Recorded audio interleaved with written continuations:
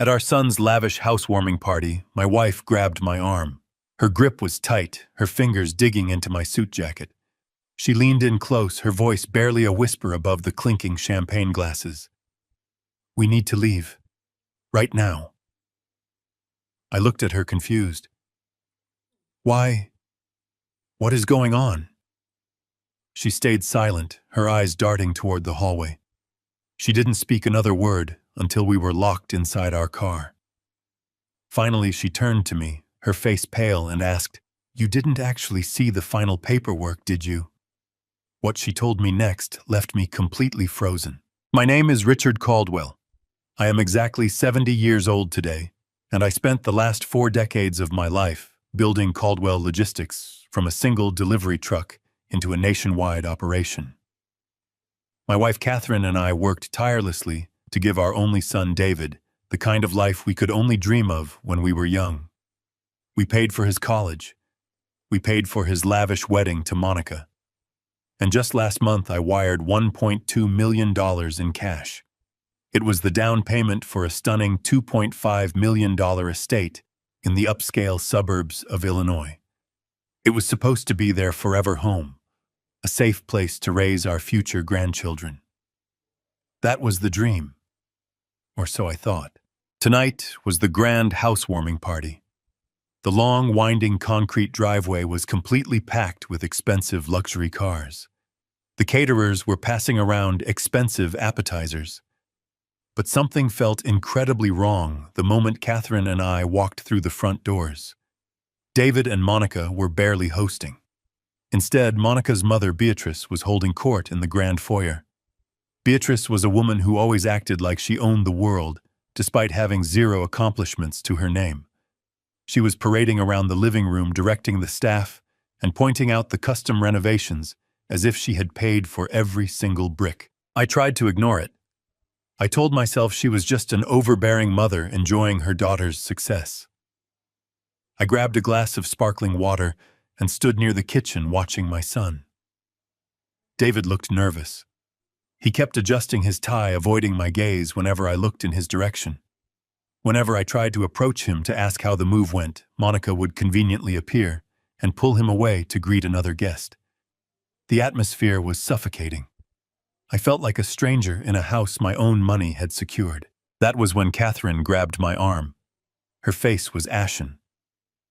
My wife is a strong, composed woman. She handled the stressful years of building our business with unwavering grace. Seeing her this terrified sent a chill straight down my spine. I followed her out the front door, leaving the noise of the party behind us. The cool night air hit my face, but it did nothing to calm my racing heart. We practically jogged down the long, winding driveway to where I had parked my sedan. I unlocked the doors and we both got in. Catherine locked the doors immediately. She was breathing heavily, clutching her purse to her chest. I put my hands on the steering wheel and looked at her. "Catherine, talk to me. What is happening? Did Beatrice say something to you?" I asked, my frustration beginning to build. She shook her head slowly, trying to catch her breath. "Richard, the house. You told me you wired the money to David's escrow account. You told me this house was for our son." "It is for our son," I replied, feeling a knot form in my stomach. "I handled the transfer myself. The real estate attorney sent over the preliminary agreements last month. Everything was in David and Monica's names. What is the problem?"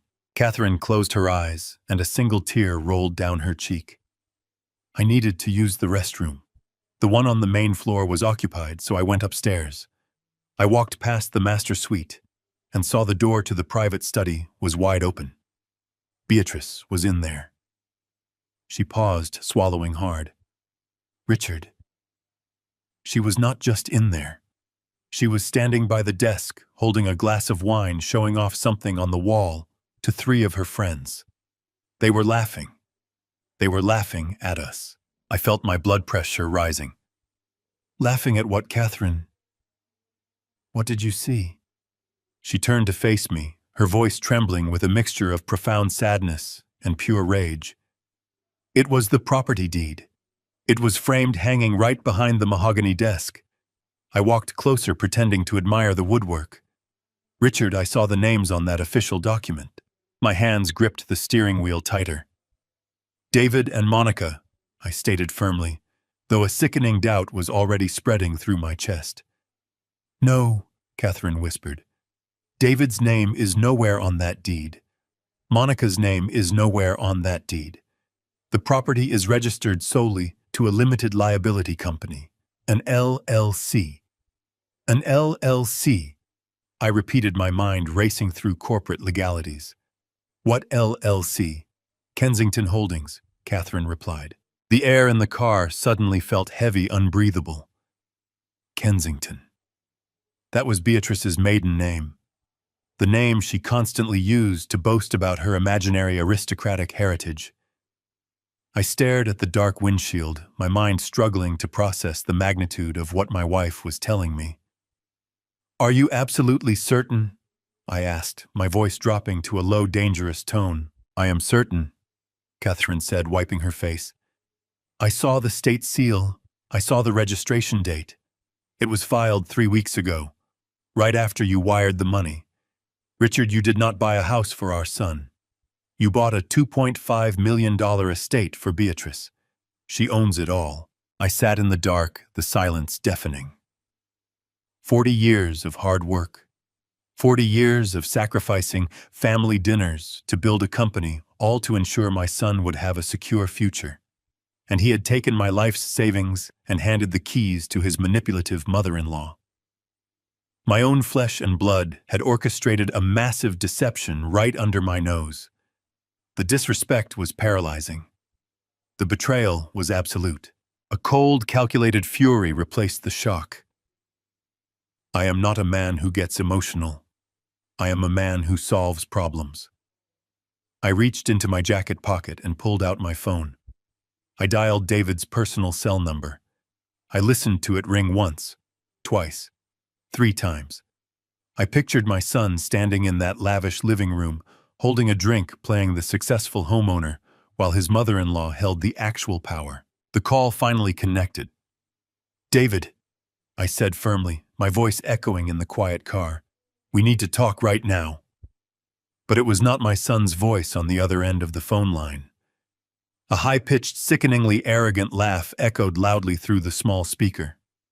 Oh, Richard, Beatrice's voice purred with deep satisfaction. David is far too busy moving my antique furniture into the huge master bedroom. Thank you so much for the truly lovely little gift. The line went dead. I stared at the dark screen of my phone. The silence inside the car was broken only by my wife softly crying next to me. Beatrice had just confirmed every single fear taking root in my chest. I put the car in gear and drove us straight home. Sleep was impossible that night. I sat in my home office surrounded by the walls where I drafted the original business plans for Caldwell Logistics 40 years ago. I booted up my computer and logged into the county property portal. It took less than 10 minutes to find exactly what Catherine had seen. The deed to the $2.5 million estate was formally registered to Kensington Holdings, a limited liability company. I pulled the corporate registry. The sole managing member of Kensington Holdings was Beatrice. My son and daughter-in-law held zero equity in the home my $1.2 million down payment had secured. I printed every page. The printer hummed, churning out the concrete evidence of my son's betrayal. I placed the papers in a manila folder and waited for sunrise. At exactly 6:45 in the morning, I pulled into the executive parking lot of Caldwell Logistics. Usually I arrived at this sprawling glass and steel building with a sense of immense pride. Today I felt nothing but a cold dread settling deep in my bones. I walked past the security desk with a brief nod. I bypassed my own office suite and walked directly toward the financial wing. David was the chief financial officer. I had handed him that title 3 years ago, believing he possessed the integrity to manage the empire I intended to leave him. I never imagined I would be confronting him like this. I pushed open the heavy oak door to his office without knocking. David was sitting behind his massive desk, sipping coffee, his eyes glued to a dual monitor setup. He looked up, startled by my sudden appearance. Dad, he said quickly, masking his surprise with a practiced, easy smile. What are you doing here so early? I thought you and Mom were taking the morning off after the party. We missed you when it came time for the toast. I did not return his smile. I stopped right in front of his desk. I looked at this man, my son, trying to find a trace of the honest boy I had raised. Instead, I saw a polished executive wearing a tailored suit, bought with my money, sitting in an office I built, spinning a web of deceit. I opened the manila folder. I did not say a single word as I took the printed county property records and slammed them down onto the center of his desk. David flinched. His eyes dropped to the papers. I watched the blood drain completely from his face. His confident posture crumbled in an instant. A bead of sweat formed near his hairline as he scanned the highlighted name on the corporate registry. Kensington Holdings. Care to explain why my $1.2 million down payment purchased a mansion for your mother-in-law? I asked, my voice dangerously calm. Dad, listen, it is not what it looks like. He finally stammered, his voice lacking its usual smooth authority. You do not have the full picture. There are things you do not understand about how we structured this. I understand perfectly, I replied, leaning closer to his desk. I understand that I gave you the money to secure a future for your family, and you secretly handed the deed over to Beatrice. She even answered your phone last night to mock me about it. So you have exactly 1 minute to tell me the truth before I call the bank and report a massive financial fraud. David wiped his forehead. He was panicking. Before he could invent a suitable lie, the office door swung open. Monica walked in carrying a tray of expensive pastries and 2 designer coffees. Richard, she said, her voice overly sweet, we did not expect you today. Obviously, I replied, not breaking eye contact with David. Monica walked over to her husband, her eyes catching the property documents spread across the mahogany desk. I saw her posture stiffen, a defensive wall immediately going up. She looked at David, then turned her gaze toward me, her expression hardening. The sweet daughter-in-law act evaporated. Did you actually go digging through public records just to spy on us? Monica asked, her tone dripping with sudden indignation. She placed her hands on her hips, positioning herself slightly in front of David like a shield. I cannot believe you would violate our privacy like this, Richard. Violate your privacy, I repeated, my voice rising slightly. I handed you over $1 million of my hard-earned money, Monica. I have every right to know whose name is on the title of that property. It was a gift, she snapped back. A gift means you let it go. It means you trust your son to make the right decisions for his family. Instead, you are sneaking around behind our backs, investigating us like we are criminals. It is incredibly controlling, Richard. Frankly, it is toxic. David quickly picked up on her cue, finding his courage now that he had reinforcements. Monica is right, Dad, he said, shaking his head slowly. We are adults. You cannot just storm into my office and hurl accusations because you do not understand modern financial planning. You are reacting emotionally instead of logically. I felt a sickening twist in my gut. They were completely united in this manipulation. They stood shoulder to shoulder, looking at me not with remorse but with unified annoyance. Reacting emotionally? I asked quietly. You call secretly transferring a $2.5 million asset to Beatrice logical? David let out a long, heavy sigh. He reached down and opened the bottom drawer of his desk. I did not want to bother you with the complicated mechanics of our wealth management strategy, Dad. You are supposed to be stepping back and enjoying your pre-retirement. But since you insist on assuming the absolute worst about your own son, I will show you. David pulled out a thick black folder with a gold-embossed accounting firm logo on the cover. He dropped it onto the desk. He placed his hands flat on the smooth leather cover, his eyes meeting mine with a terrifyingly calm, calculated confidence. He was no longer sweating. He was fully prepared to spin an intricate web of lies right to my face. Sit down, Dad, David said, gesturing to the leather chair across from him. Let me explain to you exactly how the tax system works. This folder contains the answers to your reckless assumptions." He added, his voice dripping with condescension. "And when I finish, I expect a full apology for this unwarranted intrusion." I looked at the folder, then back up at my son. 40 years of hard work had come down to this moment. He really believed I was a naive old man who would blindly accept his next lie. David opened the folder with slow, deliberate movements, smoothing the pages flat with his palms. He cleared his throat, adjusting his posture to mirror the confident executive persona I had spent years training him to project. "Dad, the world of real estate and large-scale financial transfers is not as simple as it was when you bought your first house 40 years ago.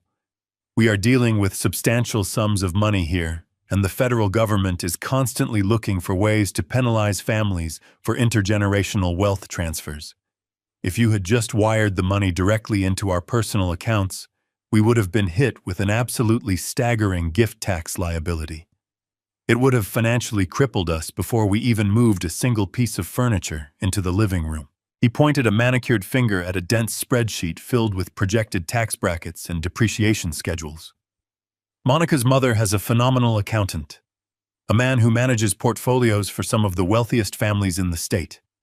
He advised us that the safest, most fiscally responsible way to handle your generous contribution was to route it through a temporary holding vehicle. Kensington Holdings is just a shell company, Dad. It is a protective barrier. Beatrice is acting as a temporary trustee to shelter the asset. According to the strategic timeline laid out right here in these documents, the limited liability company will be completely dissolved in exactly 90 days. On the 91st day, the property deed will automatically transfer entirely into Monica's and my name. We were trying to protect your investment, not steal it. We just wanted to handle the stressful logistics ourselves so you could focus on enjoying your retirement." It was a masterful performance. The financial terminology was perfectly deployed. The logic was completely sound on the surface, designed to sound responsible and highly professional.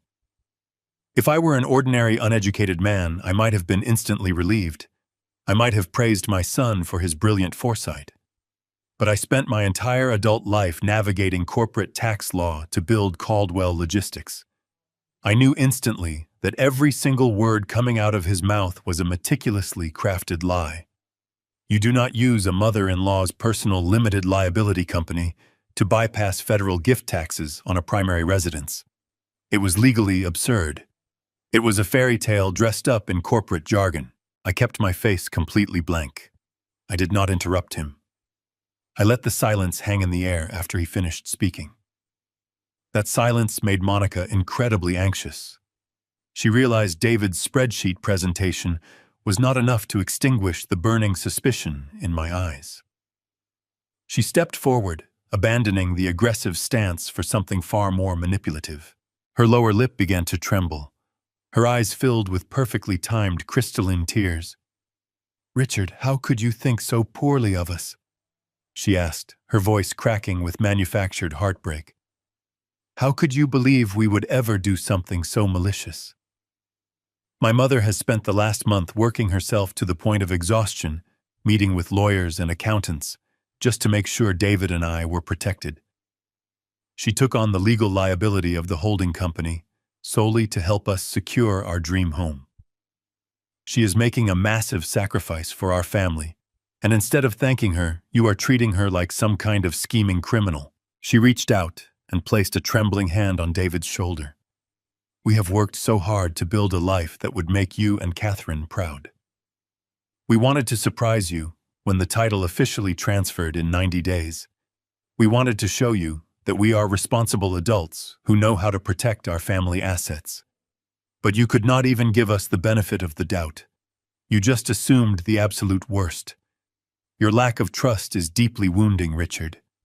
It feels like no matter what David does, no matter how hard he tries to be the son you want, you will always find a way to make him feel like a failure. You are trying to control our marriage with your money, and it is tearing this family apart." David stood up from his leather chair and walked around the desk to wrap his arm protectively around his crying wife. He looked at me with an expression of profound disappointment.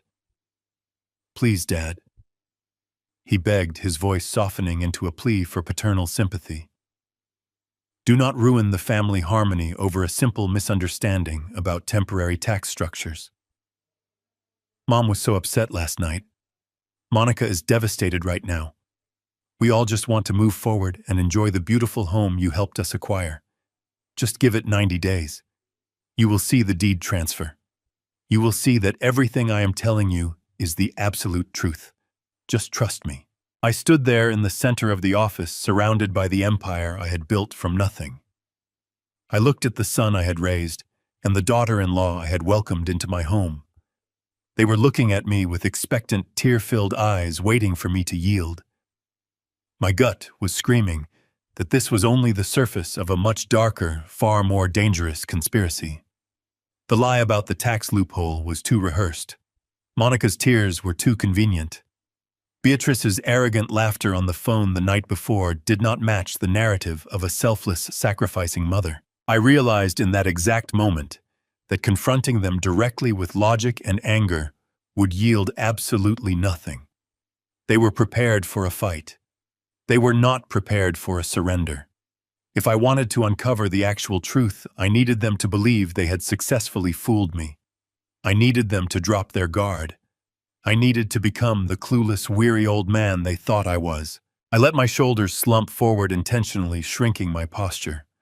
I reached up and pinched the bridge of my nose, letting out a long, shaky sigh that sounded like defeat. I forced my expression to soften from cold fury to genuine exhaustion. "I am sorry," I whispered, my voice intentionally weak. "I am just getting old, David. The world moves so fast now, and these modern financial structures are incredibly confusing to me.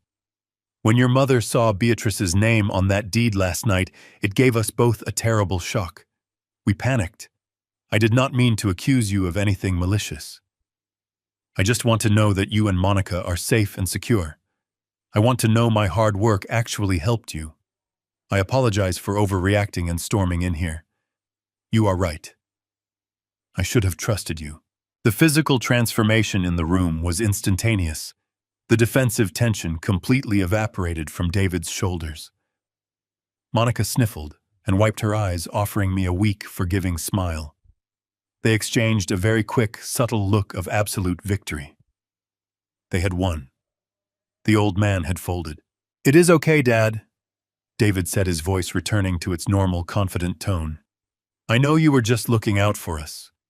We appreciate the apology. Let us just put this behind us and focus on the future."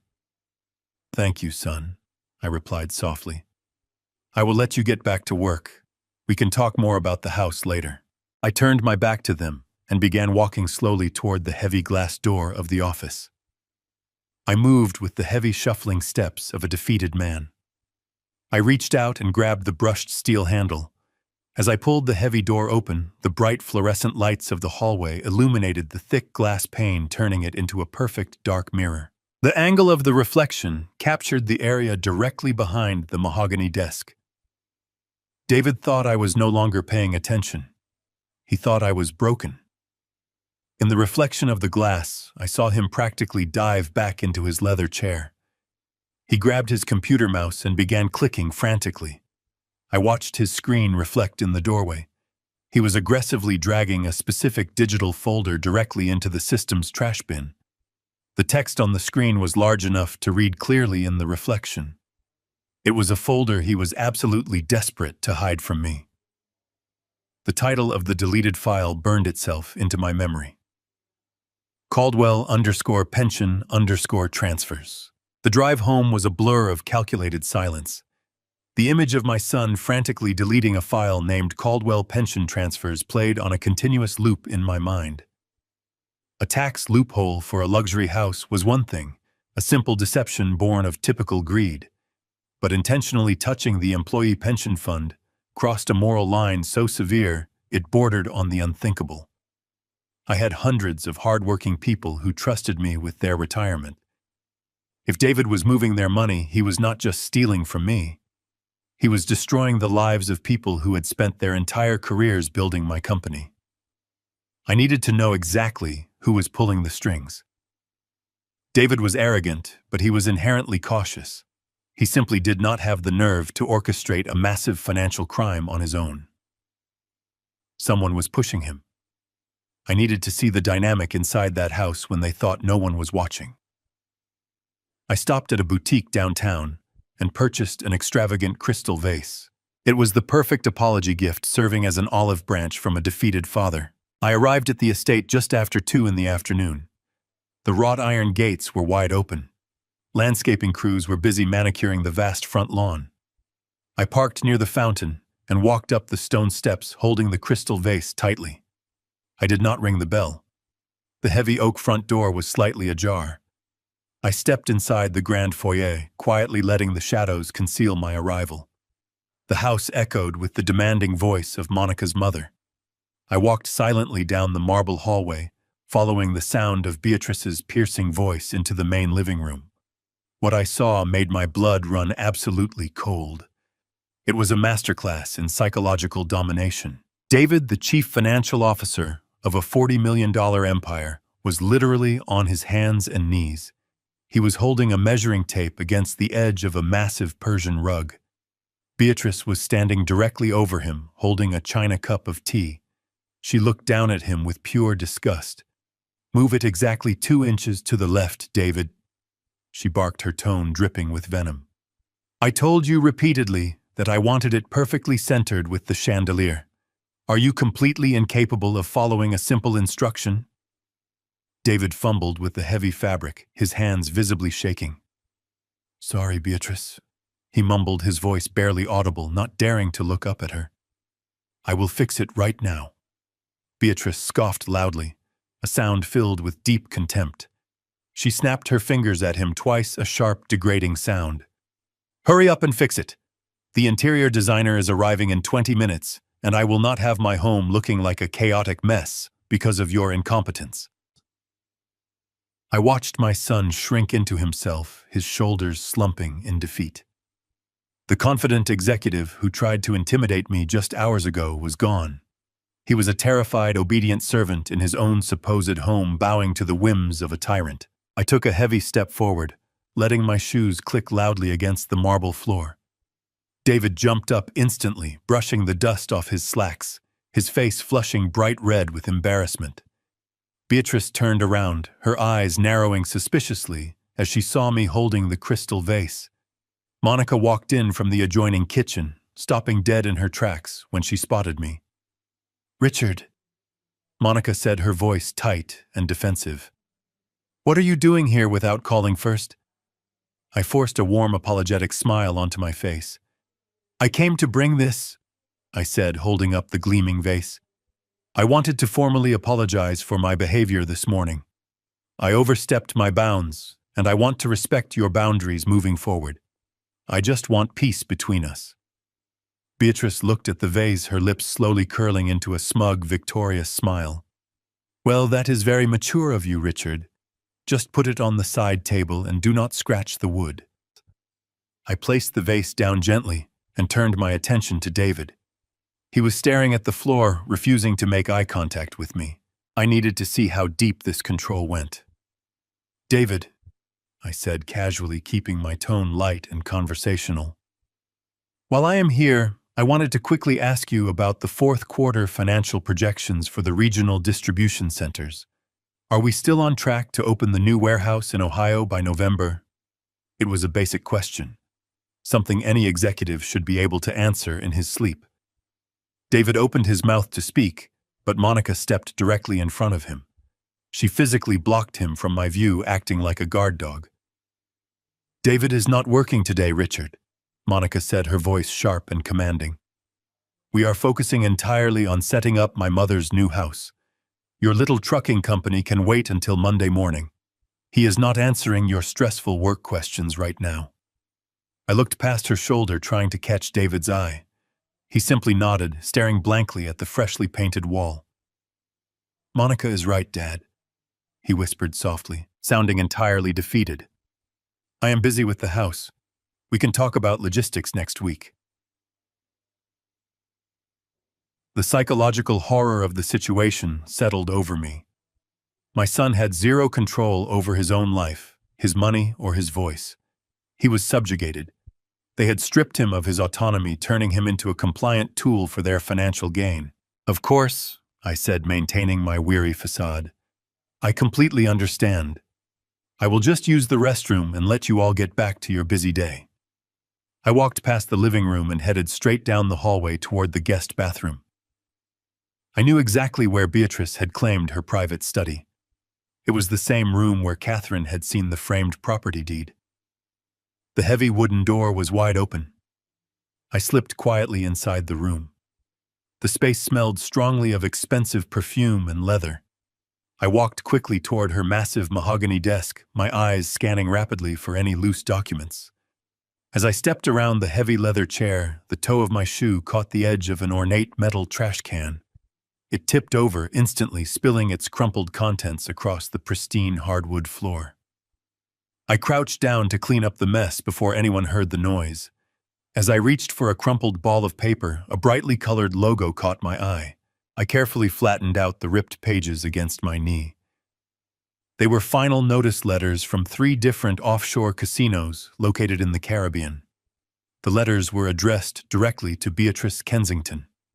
The bold red ink at the bottom demanded immediate wire transfers to settle outstanding markers. I stared at the staggering numbers printed on the paper. Beatrice was not a wealthy aristocrat sheltering assets from the government. She was just a degenerate gambler severely drowning in tens of millions of dollars of offshore debt.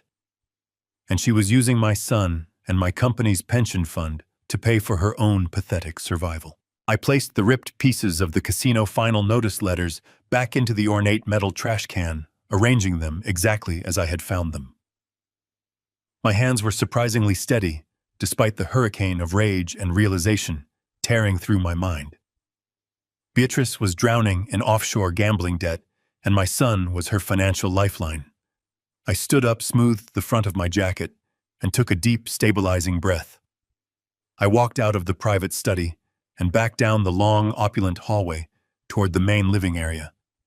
Monica and David were standing exactly where I had left them, their posture still radiating a mix of defensive tension and smug superiority. I offered them both a polite, weary smile, playing the role of the defeated, oblivious father to perfection.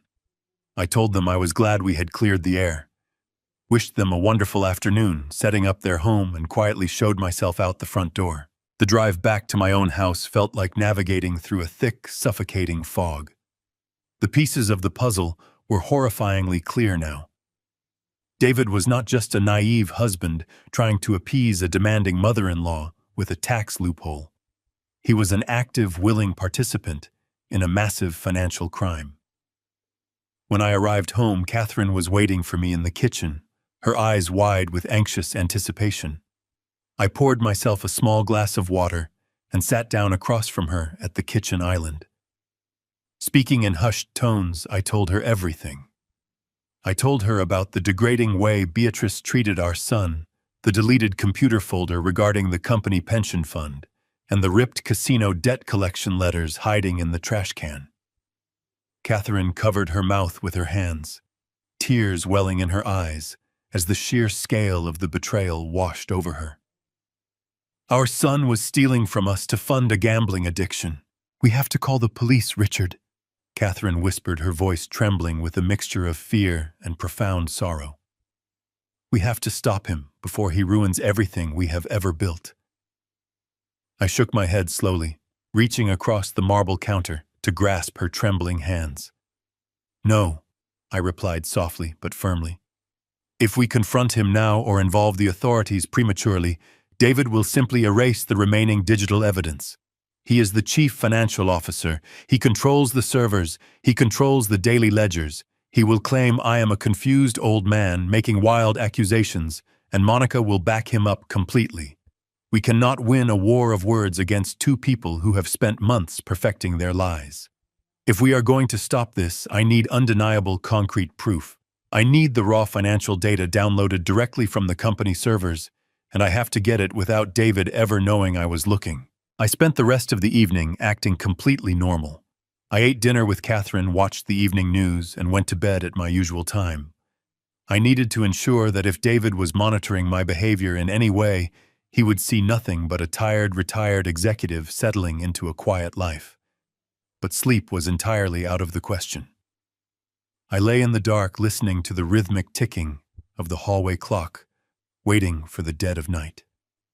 When the clock struck 2 in the morning, I quietly slipped out of bed, leaving Catherine sleeping soundly. I walked down the hallway to my home office and locked the heavy wooden door behind me. I sat down at my desk and opened my laptop, the blue light from the screen illuminating the dark room.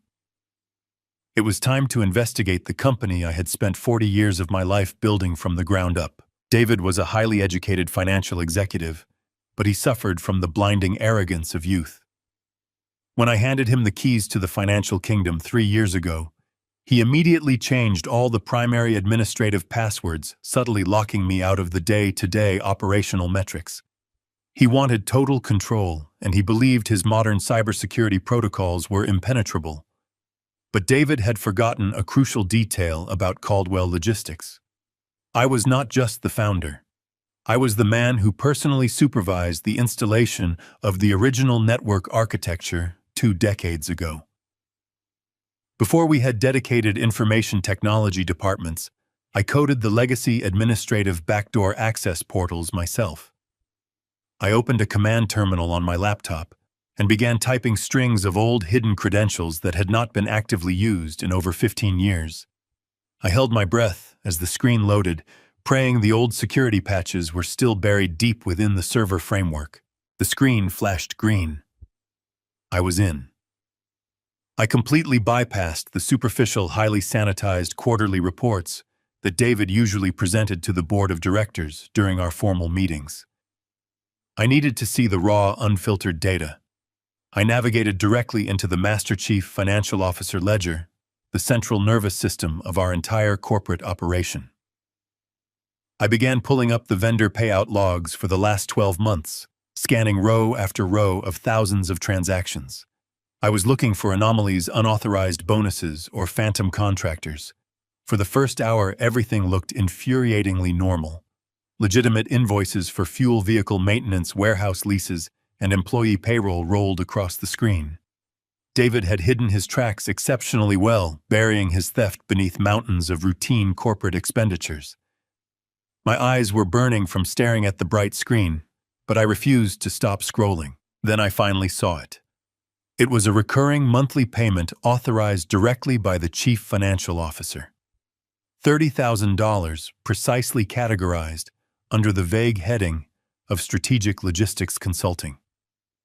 The vendor receiving these massive monthly transfers was listed simply as B. Ridge Consulting. I clicked the vendor profile, my heart hammering against my ribs. I pulled up the registration and billing address attached to the account. It was a rent-controlled apartment complex on the south side of Chicago. It was the exact address where Beatrice had lived before Monica married my son. B. Ridge. Beatrice. It was so brazen, so completely arrogant, that it made my blood boil. David was funneling $30,000 a month of my company's revenue directly to his mother-in-law to feed her gambling addiction. He was draining the accounts dry to pay off offshore casino creditors. The entitlement required to execute this scheme was absolutely staggering. I reached out to initiate a mass download of the records. My finger hovered over the trackpad, ready to secure the undeniable proof I needed to save my legacy. I clicked the primary extraction icon, expecting a progress bar to appear. But before the download could even begin to process, the entire computer screen suddenly froze completely and flashed a violent, blinding red color. A high-priority security system warning popped up directly in the center of the dark monitor. The text message was incredibly loud and absolutely clear.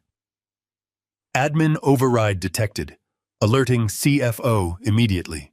The trap had been sprung without warning. David now knew for an absolute fact that an unauthorized user was actively inside his secure network. He knew someone was hunting him. I stared at the blinding red warning on my monitor before acting. I pressed the power button, holding it down until the screen went completely black and the fan died away. The silence returned, but my mind was racing. David would receive that automated alert instantly. Given the magnitude of the financial crimes he was committing, panic would completely consume him. He would not wait until regular business hours to investigate a high-level breach. He would come here directly to the source of the override codes. I had to be absolutely ready for him. I closed the laptop, pulling a stack of old physical retirement portfolio folders from my drawer and scattering them haphazardly across the desk. I needed the room to look like the disorganized workspace of an elderly man struggling to understand his finances. I walked upstairs, quietly, slipped back into bed beside Catherine, and watched the clock on the nightstand slowly tick toward dawn. I did not close my eyes. I simply waited for the inevitable arrival of my desperate son. At 6:15, the harsh crunch of tires gripping the driveway shattered the morning quiet. A car door slammed shut with aggressive force. A few seconds later, a series of rapid, heavy knocks pounded against our front door. Catherine stirred beside me in alarm. I placed a gentle hand on her shoulder and told her to stay in bed, promising I would handle whoever was downstairs. I pulled on my thick bathrobe, intentionally tying the belt slightly off-center. I ruffled my gray hair to ensure I looked disheveled and freshly awakened. I walked slowly down the wooden staircase, making my footsteps sound heavy and fatigued. The knocking resumed, bordering on frantic. I unlocked the deadbolt and pulled the heavy door open. David stood on the front porch, bathed in the pale light of early dawn. He looked completely unraveled. He was wearing the same dress pants from the day before, paired with a wrinkled t-shirt. His eyes were bloodshot, darting wildly around the foyer, as if expecting to find federal agents waiting to place him in handcuffs. "David," I said, keeping my voice thick with sleep and laced with mild paternal confusion. "What in the world are you doing here at this hour? Is someone hurt?" He pushed past me into the house without waiting for an invitation. He stood in the center of the foyer, breathing heavily, trying desperately to compose himself. He ran a trembling hand through his messy hair. "Dad, we have a massive corporate emergency," he said, his voice tight. "The primary financial servers at the company were breached last night. Someone triggered a master administrative override at 2 in the morning. My security protocols flagged a catastrophic unauthorized entry right from the legacy access portals. I drove straight over here because the physical IP address pinged back to this residential network. Did someone break into your home office?" I watched him perform his desperate routine. He was trying to frame his sheer terror as diligent executive concern. He needed to know if I was pulling the strings or if some anonymous hacker was currently downloading his illegal transactions. I let my shoulders slump. I raised a trembling hand to my forehead, rubbing my temples as if battling a severe morning headache. I let out a long, heavy sigh of profound embarrassment. "Oh, David," I mumbled, avoiding his gaze. "I am so incredibly sorry. I had absolutely no idea it would cause such a terrible commotion. There are no hackers, son. It was just me." David froze completely. The remaining color drained from his face as he braced himself for the worst. "You?" he asked, his voice dropping to a terrified whisper. "What do you mean it was you? What were you doing in the central ledger at 2 in the morning?" I shook my head, playing the role of a deeply frustrated, technologically incompetent senior citizen to absolute perfection. "I could not sleep," I explained, my voice wavering slightly with manufactured shame. "I came downstairs to look over my personal retirement portfolios. You know I like to review the quarterly yields, but that new financial software you installed last month is completely impossible to navigate. I could not figure out how to access my private shareholder dashboards. I kept clicking on different menus, and these warning boxes kept popping up on the screen." I gestured weakly toward the hallway leading to my office. "I tried using my old master passwords from back when we ran the legacy systems, hoping it would just bypass the new security walls. I guess I must have triggered an alarm." The screen suddenly flashed red, and the computer completely froze on me. I got so frustrated with the glowing warnings that I just unplugged the machine from the wall and went back to sleep. I am so sorry I woke you up in a panic, David. I was just trying to read my pension statements, and I ended up breaking the entire system. I feel like an absolute fool. I looked up at him, my eyes wide and apologetic. I waited for his reaction. I watched the profound, intoxicating relief wash over his entire body. The terror in his bloodshot eyes instantly dissolved, replaced immediately by a familiar, sickening arrogance. He let out a loud, dramatic exhale, dropping his head back and staring at the ceiling, as if asking the universe for patience with a foolish child. The transition from a panicked criminal to a condescending superior was seamless. Unbelievable! David scoffed, his tone dripping with patronizing irritation. You unplugged the machine, Dad. You cannot just randomly input deprecated administrative codes into a modernized corporate network. You triggered a level 5 security cascade. I thought we were experiencing a coordinated cyber attack from a foreign entity. You practically gave me a heart attack over a simple retirement statement. He shook his head, placing a heavy, comforting hand on my shoulder. It was a gesture meant to assert dominance. Listen to me, he said, speaking slowly, as if addressing a toddler. You are getting too old to be messing around with advanced technology. The systems are vastly different now. They are highly sensitive. You need to leave the technical operations to me and my team. If you ever want to review your personal pension files, you call my assistant. We will print out a physical copy. Do not try to log into the servers yourself ever again. You are just going to cause unnecessary damage. I nodded meekly, keeping my eyes fixed on the floor. You are absolutely right, son, I murmured. I will leave the heavy lifting to you. I am sorry. David patted my shoulder. Just get some rest, Dad. Let the younger generation handle the details. He turned and walked out the front door. I watched him through the side window.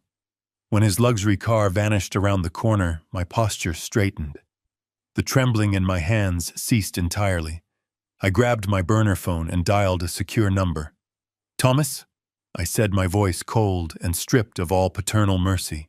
I need you to quietly tear my son's life apart. Thomas Bradley was not a man who asked questions. He was a forensic auditor who operated in the dark, a phantom who could trace a single stolen dollar through a labyrinth of international shell companies and encrypted offshore accounts. When I hung up the burner phone, I felt the first genuine sense of calm I had experienced in days. The trap was set. Now I just had to play my part. The opportunity presented itself that very Friday. Catherine had invited David, Monica, and Beatrice over for a family dinner. It was a long-standing tradition, but tonight it felt like setting the stage for a psychological war. Catherine spent the entire afternoon preparing her signature roast, completely unaware of the digital excavation Thomas was currently performing on our son. I had not told her about my midnight discovery in the corporate ledger or my call to Thomas. I needed her reactions to be entirely authentic. If David suspected for a single second that we were plotting against him, he would panic and destroy the servers. They arrived exactly at 7 o'clock. David walked through the front door with a bottle of expensive wine, wearing a relaxed, confident smile. The panic from the early morning system alert had completely vanished from his face. He believed he had successfully neutralized the threat. He believed his father was just a technologically illiterate old man who had fumbled his way into the wrong computer file. Monica followed close behind him, carrying a bouquet of flowers, playing the role of the devoted daughter-in-law to absolute perfection. And then came Beatrice. She swept into our home as if she were a reigning monarch inspecting a peasant village. She wore a tailored silk dress and diamond jewelry that I now knew was financed by the stolen retirement funds of my hard-working employees. She greeted Catherine with a stiff, obligatory embrace before immediately commenting on the temperature of the house, complaining that the air conditioning was far too aggressive for her delicate constitution. We moved into the dining room. Catherine brought out the roast, surrounded by roasted vegetables and fresh herbs. It was a beautiful, warm, comforting meal. Beatrice looked at the platters with an expression of thinly veiled disdain. She picked up her silver fork and prodded a piece of the meat, as if examining a biological specimen. "This is so wonderfully rustic, Catherine," Beatrice said, her voice dripping with condescending sweetness. "It reminds me of the simple meals my grandmother used to make during the rationing years. It is incredibly quaint. You must give my personal chef your recipe. He is always looking for ways to create heavy filling dishes for the landscaping crew." Catherine's face flushed with a mixture of embarrassment and hurt. She looked down at her plate, the joy completely draining from her eyes. Monica let out a soft, melodic laugh, reaching over to pat Catherine's hand. "Do not mind Mother Catherine. She has just grown accustomed to a very particular standard of culinary artistry lately. Her new diet is strictly organic imported ingredients." I sat at the head of the table, cutting my meat with slow, deliberate precision. I forced a warm, oblivious smile onto my face. I looked at Beatrice and nodded enthusiastically, completely ignoring the vicious insult she had just hurled at my wife. "Well, we are just simple people, Beatrice," I said, my voice intentionally cheerful and naive. "We stick to the classics. I am just glad we could all get together and enjoy the evening as a family. It is wonderful to see you all so relaxed and happy." David beamed, taking a large sip of his wine. He leaned back in his chair, completely at ease. He looked at me with a patronizing smirk, thoroughly enjoying his perceived superiority. "It is a great evening, Dad," David said smoothly. "Everything is running perfectly. You really do not have a single thing to worry about anymore. Just sit back and let me handle the heavy lifting." Right at that exact moment, the burner phone hidden deep in my left trouser pocket vibrated a single sharp pulse. I kept my smile frozen in place. I casually lowered my left hand under the heavy mahogany dining table, slipping the small device out of my pocket. I kept my eyes locked on David, nodding along to whatever mundane story he had begun to tell about his golf handicap.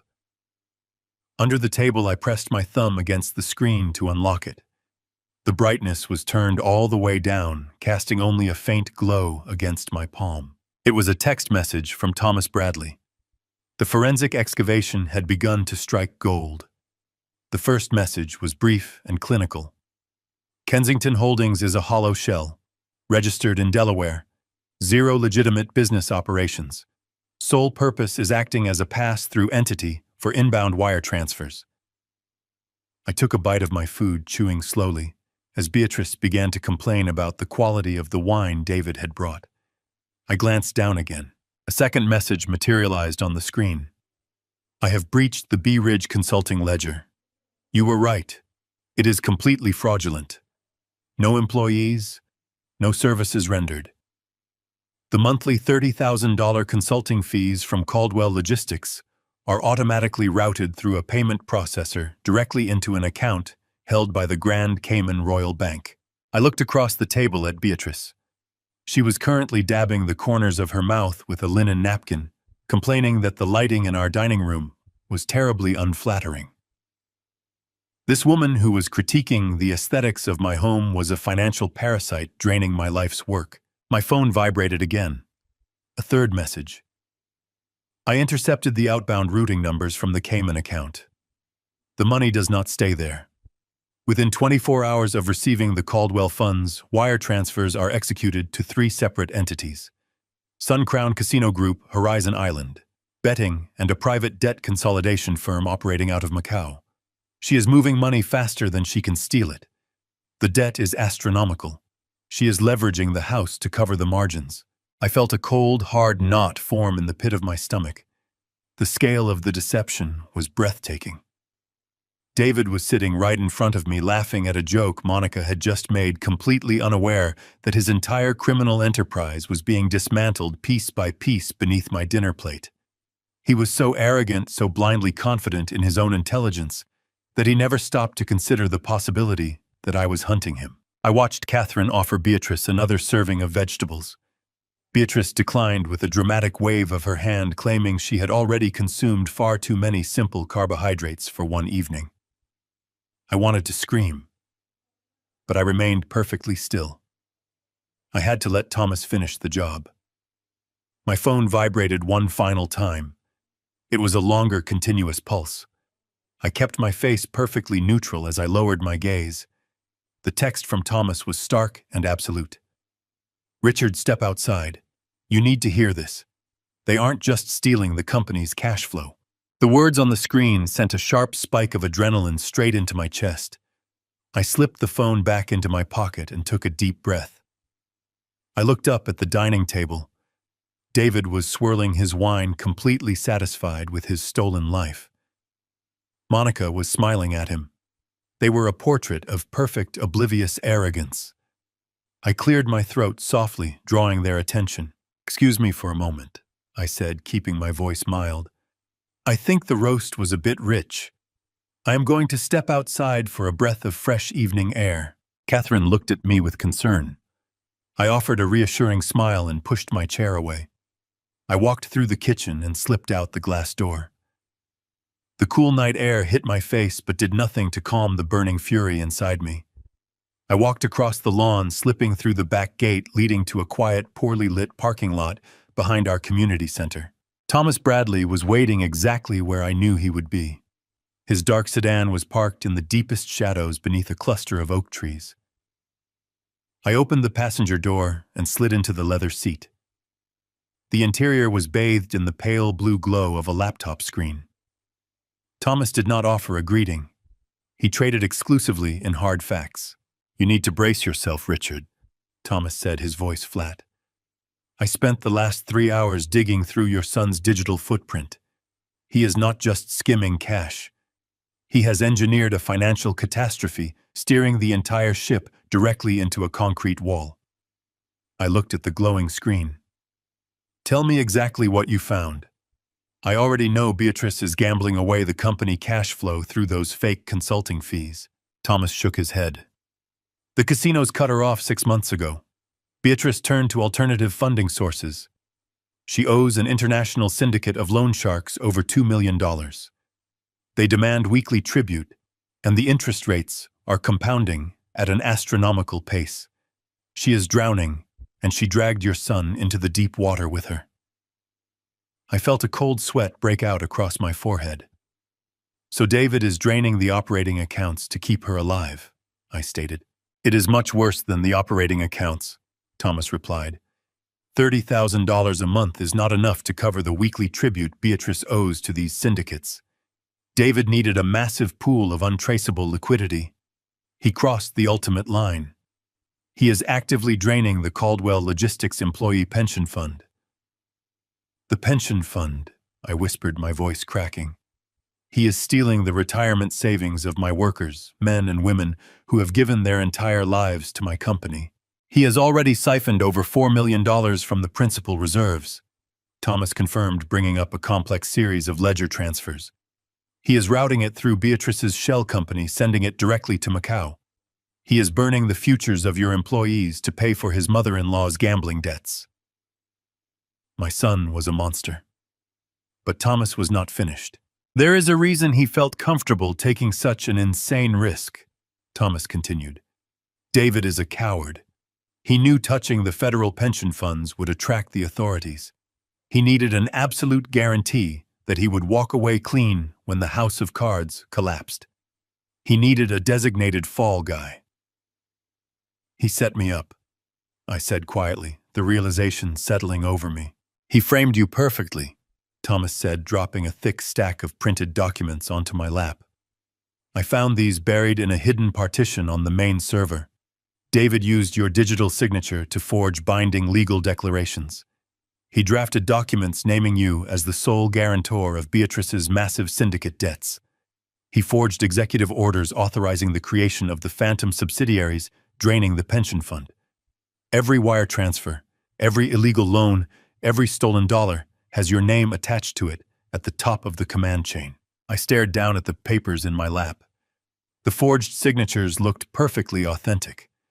The legal language was ironclad. If federal authorities launch an investigation, or if the loan sharks decide to collect their principal balance by force, all the paper trails lead directly to your home office, Thomas explained. David structured this entire criminal enterprise so he looks like an innocent subordinate following the erratic orders of his aging father. If this operation goes bust, Richard, you are the one going to federal prison. You will die in a cell, and David will assume total control of whatever assets remain. The terrifying reality locked my jaw. My own flesh and blood had systematically planned my financial ruin and physical incarceration. I spent 40 years building a legacy of honor, and David had twisted it into a noose meant for my neck. I looked toward my home where my son was currently drinking my wine and smiling at my wife. "How long do we have before the annual corporate audit?" I asked, my voice turning into a cold, mechanical rasp. "The external auditors arrive in 3 weeks. When they look at the pension reserves, they will spot the massive deficit. The entire scheme will unravel." Thomas let out a slow, heavy breath. He reached into his leather briefcase and pulled out one final document protected inside a clear plastic sleeve. He held it out toward me. The ambient light from the laptop illuminated the bold text at the top of the page. "David knows about the upcoming audit," Thomas said quietly. "He knows the deficit cannot be hidden from external regulators. He does not plan on letting you take the fall after the audit happens. He is going to spring the trap before the auditors even arrive at the building." I took the plastic sleeve from his hand. I read the title of the document. My blood turned to ice in my veins. "It is a drafted legally binding petition for emergency medical conservatorship," Thomas explained, his tone laced with genuine disgust. "I intercepted emails between David, Monica, and an unethical private judge. They are planning to file this petition next week in a closed session.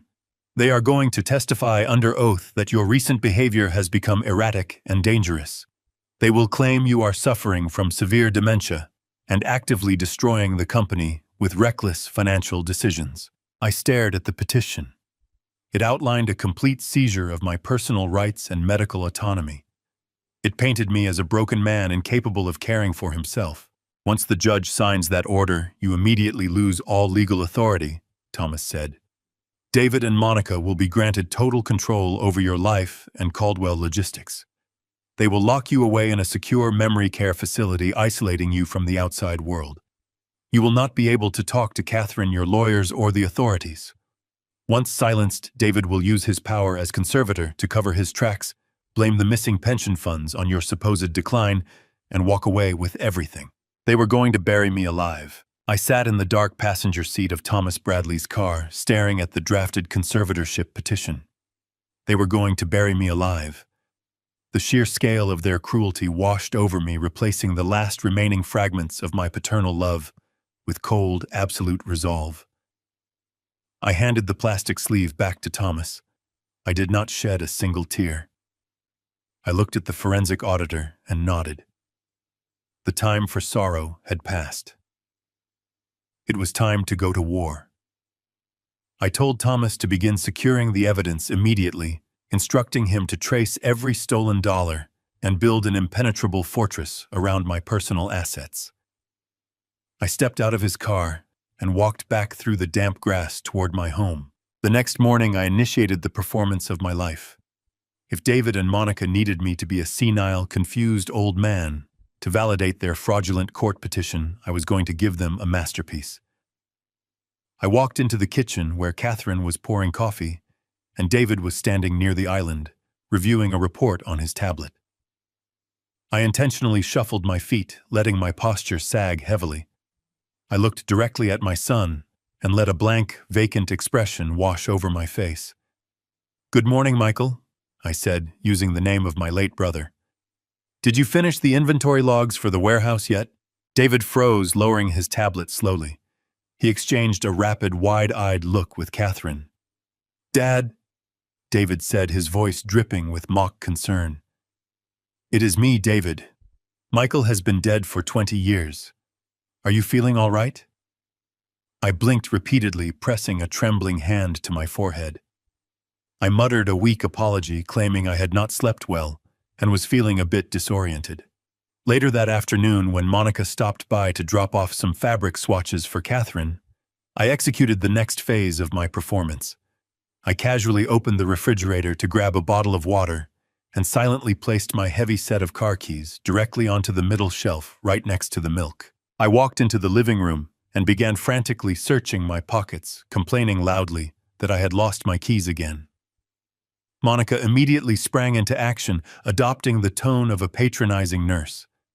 Within 3 minutes, she opened the refrigerator and gasped with manufactured shock. She pulled the keys out and held them up for David to see. I watched them from the corner of my eye. They were absolutely thrilled.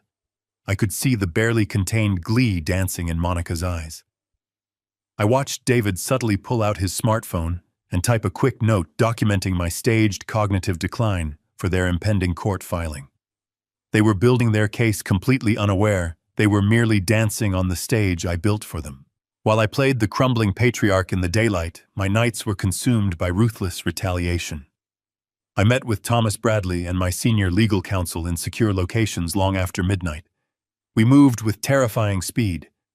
Because the company was still legally entirely in my name, and the forged guarantor documents had not yet been activated by the offshore loan sharks, I had a narrow window to sever the diseased limbs of my empire. I quietly liquidated my massive personal stock portfolios, moving the capital into secure blind trusts completely insulated from Caldwell Logistics and David's grasp. Next, we tackled the forged legal declarations. My attorneys worked directly with federal fraud investigators to place immediate holds on the fabricated guarantor documents David created. We built a firewall separating my personal identity from Beatrice's $2 million offshore debt. If the syndicates came looking for their money, they would hit an impenetrable wall. But my most devastating maneuver was structural. 30 years ago, I personally financed the construction of our primary distribution hub. The company still held a massive mortgage lien on that property. Working silently, I executed a complex legal transfer, moving that massive lien out of the corporate holding company and directly into my own private trust. In one stroke, I transitioned from being the vulnerable founder to becoming the supreme, untouchable creditor of my own company. If David successfully seized the company through his fake conservatorship, he would inherit a staggering mountain of debt payable directly to me. By the end of the week, the trap was fully primed. I had successfully secured my personal wealth, completely neutralized his malicious leverage, and armed myself with enough forensic evidence to send him to federal prison for a decade. But I still needed one final undeniable piece of physical evidence. I needed to catch him in the act of outright theft to destroy any potential defense he might try to mount in a courtroom. I needed to capture his true intent. On Thursday evening, I retreated to my home office. I sat down at my heavy oak desk and pulled out a stack of official gold-embossed corporate letterhead. I began drafting a document designed to be the ultimate irresistible bait. I titled it Immediate Transfer of CEO Powers. I filled the page with dense, highly authentic legal jargon outlining a total surrender of my position at Caldwell Logistics directly to David. I included clauses transferring total asset control and unmitigated banking authority. It was exactly what he and Monica were trying to achieve through their fraudulent court filing, but packaged as a voluntary gift. I printed the document and placed it precisely in the center of my leather desk pad. I laid my favorite gold fountain pen right beside it, leaving the signature line glaringly blank. I made sure the document looked like a work in progress, something I was contemplating, but had not yet finalized. It was an incredibly dangerous piece of paper. To a desperate man, an unsigned transfer of power was an invitation to commit absolute forgery. I stood up and walked over to the tall bookshelf lining the far wall of the office. Hidden deep within the hollowed-out spine of an antique encyclopedia, I had installed a motion-activated microcamera. The lens was smaller than a pinhead, angled perfectly to capture the entire surface of my desk. I synced the live feed directly to my encrypted burner phone. I adjusted the lighting in the room to cast a soft, dramatic glow over the desk, ensuring the document was the focal point of the entire space. I walked out of the office, intentionally leaving the heavy wooden door slightly ajar. I walked into the main kitchen where David was helping Catherine clean up after dinner. I yawned loudly, announcing that my mind was feeling exceptionally foggy and that I was going upstairs to take a long, deep sleep. I told them I left important paperwork on my desk and asked them not to disturb my office. I walked up the stairs, my heart beating with a steady rhythm. I closed my bedroom door and pulled out the burner phone. The screen flickered to life, showing the empty office and the blank signature line waiting in the dark. I stared at the glowing screen, watching the shadows stretch across my mahogany desk. The house was silent, but the air felt impossibly thick, suffocating me with the weight of my own son's betrayal. I turned toward the bed where Catherine lay awake, her eyes searching my face in the dim light. I walked over and gently grasped her hand. I told her to pack a small overnight bag quietly. I explained that we could not stay in this house tonight. David and Monica were still downstairs finishing their wine in the kitchen, pretending to be the perfect, loving family. I could not sleep under the same roof as the people plotting to lock me away. We slipped out through the private side entrance attached to the master suite, leaving our home like fugitives in the night. A black sedan arranged earlier by Thomas Bradley was waiting for us at the end of the street. It transported us directly to a secure private suite in a downtown hotel, far away from the toxic deception filling our own living room. The hotel room was immaculate and cold, a stark contrast to the warmth of the home we had just abandoned. I connected my laptop to the secure network Thomas had established, transferring the live video feed from my burner phone to the larger high-definition monitor. Catherine sat beside me on the edge of the stiff mattress, wrapping a thick woolen shawl around her shoulders. We sat together in the sterile darkness of the hotel suite, our eyes glued to the digital window, looking directly into my corporate sanctuary. For over an hour, the screen showed absolutely nothing but the quiet stillness of my empty office. The gold fountain pen gleamed faintly under the ambient streetlight, filtering through the large windows. The trap was perfectly laid, completely undisturbed. Catherine leaned her head against my shoulder, her breathing shallow and ragged. She wanted to believe that David would not cross the final line. She desperately wanted to believe that the boy she had carried, nurtured, and loved unconditionally would simply walk past the office door and go to sleep. But I knew the intoxicating pull of desperation. David was drowning in his mother-in-law's massive syndicate debt, and the document resting on that desk was his ultimate salvation. At exactly 1:15 in the morning, the heavy wooden door to my office slowly creaked open. Catherine gasped softly, her fingers digging painfully into my forearm. Two dark silhouettes stepped into the room. David reached out and flicked on the small brass reading lamp positioned on the edge of the bookshelf. The dim, warm light illuminated his face, revealing a mask of absolute predatory focus. Monica followed closely behind him, her movements quick and quiet. They did not look like a married couple checking on an elderly father. They moved with the synchronized, calculated precision of burglars breaking into a vault. David immediately bypassed the filing cabinets and walked directly toward my desk. His eyes locked onto the solitary piece of gold-embossed paper resting in the center of the leather pad. He leaned over, resting his hands flat on the desk, his eyes scanning the dense legal text I had painstakingly drafted just hours before. I watched his chest rise and fall rapidly as he absorbed the magnitude of the document. He picked it up, holding the paper closer to the brass lamp, to read the specific clauses outlining the immediate voluntary transfer of my chief executive officer powers and total banking authority. A slow, sickening smile spread across his face, completely transforming his features into something unrecognizable. He turned to Monica, holding the document up like a victorious trophy. "Look at this," David whispered, his voice trembling with a mixture of disbelief and sheer exhilaration. "He actually drafted it. The old fool is practically handing over the keys to the entire kingdom on a silver platter. He is so completely terrified of his own declining memory that he is voluntarily drafting the exact surrender we needed." Monica stepped closer, snatching the paper from his hand. She read the clauses rapidly, her eyes darting back and forth across the page. Her lips parted into a wide, malicious grin. She let out a sharp, cruel laugh that echoed through the quiet office, a sound devoid of any human empathy. "I cannot believe this is actually happening," Monica sneered, tossing the document back onto the desk with an arrogant flick of her wrist. "He is making it so incredibly easy for us. I honestly thought we were going to have to fight him in court for months. But look at him, David. He is completely broken. He really is nothing but a senile cash cow waiting to be milked. The sheer venom in her voice was physically repulsive. Catherine began to weep silently beside me, the tears streaming down her face as she listened to the woman she had welcomed into our family mock my very existence. But the horror was far from over.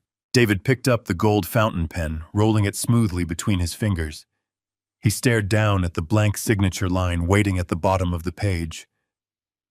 "We do not even need to forge it right now," David said, his tone chillingly calm and entirely devoid of morality. "We will let him think it is his own brilliant idea. I will casually bring it up during family dinner on Friday night. I will play the concerned son, telling him how exhausted he looks, how much he needs to step down for his own health. We will place this exact document in front of him, and he will sign it willingly to save face." He placed the pen back onto the desk, aligning it perfectly with the edge of the paper. "And once he signs this on Friday, our problems are completely solved," David continued, his voice dropping to a low, menacing register that chilled me to the bone. "We secure the remaining pension funds, we satisfy the syndicate, and we quietly finalize the emergency medical conservatorship paperwork on Monday morning. We lock him in that specialized psychiatric facility in Nevada by the end of the month. It is isolated, highly secure, and strictly controls all external communications. He will never speak to a lawyer or a bank manager ever again.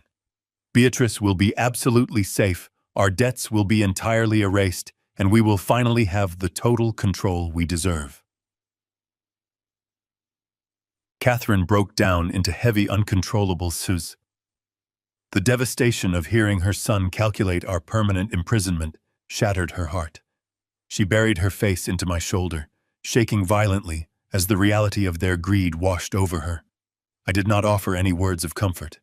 I simply wrapped my arm around her trembling frame and held her hand tightly.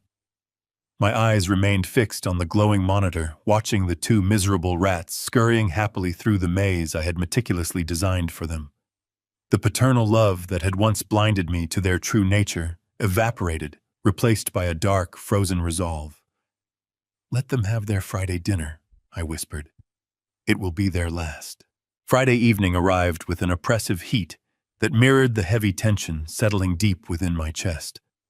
Catherine and I drove up the winding driveway of the Kensington estate just as the sun began to dip below the tree line.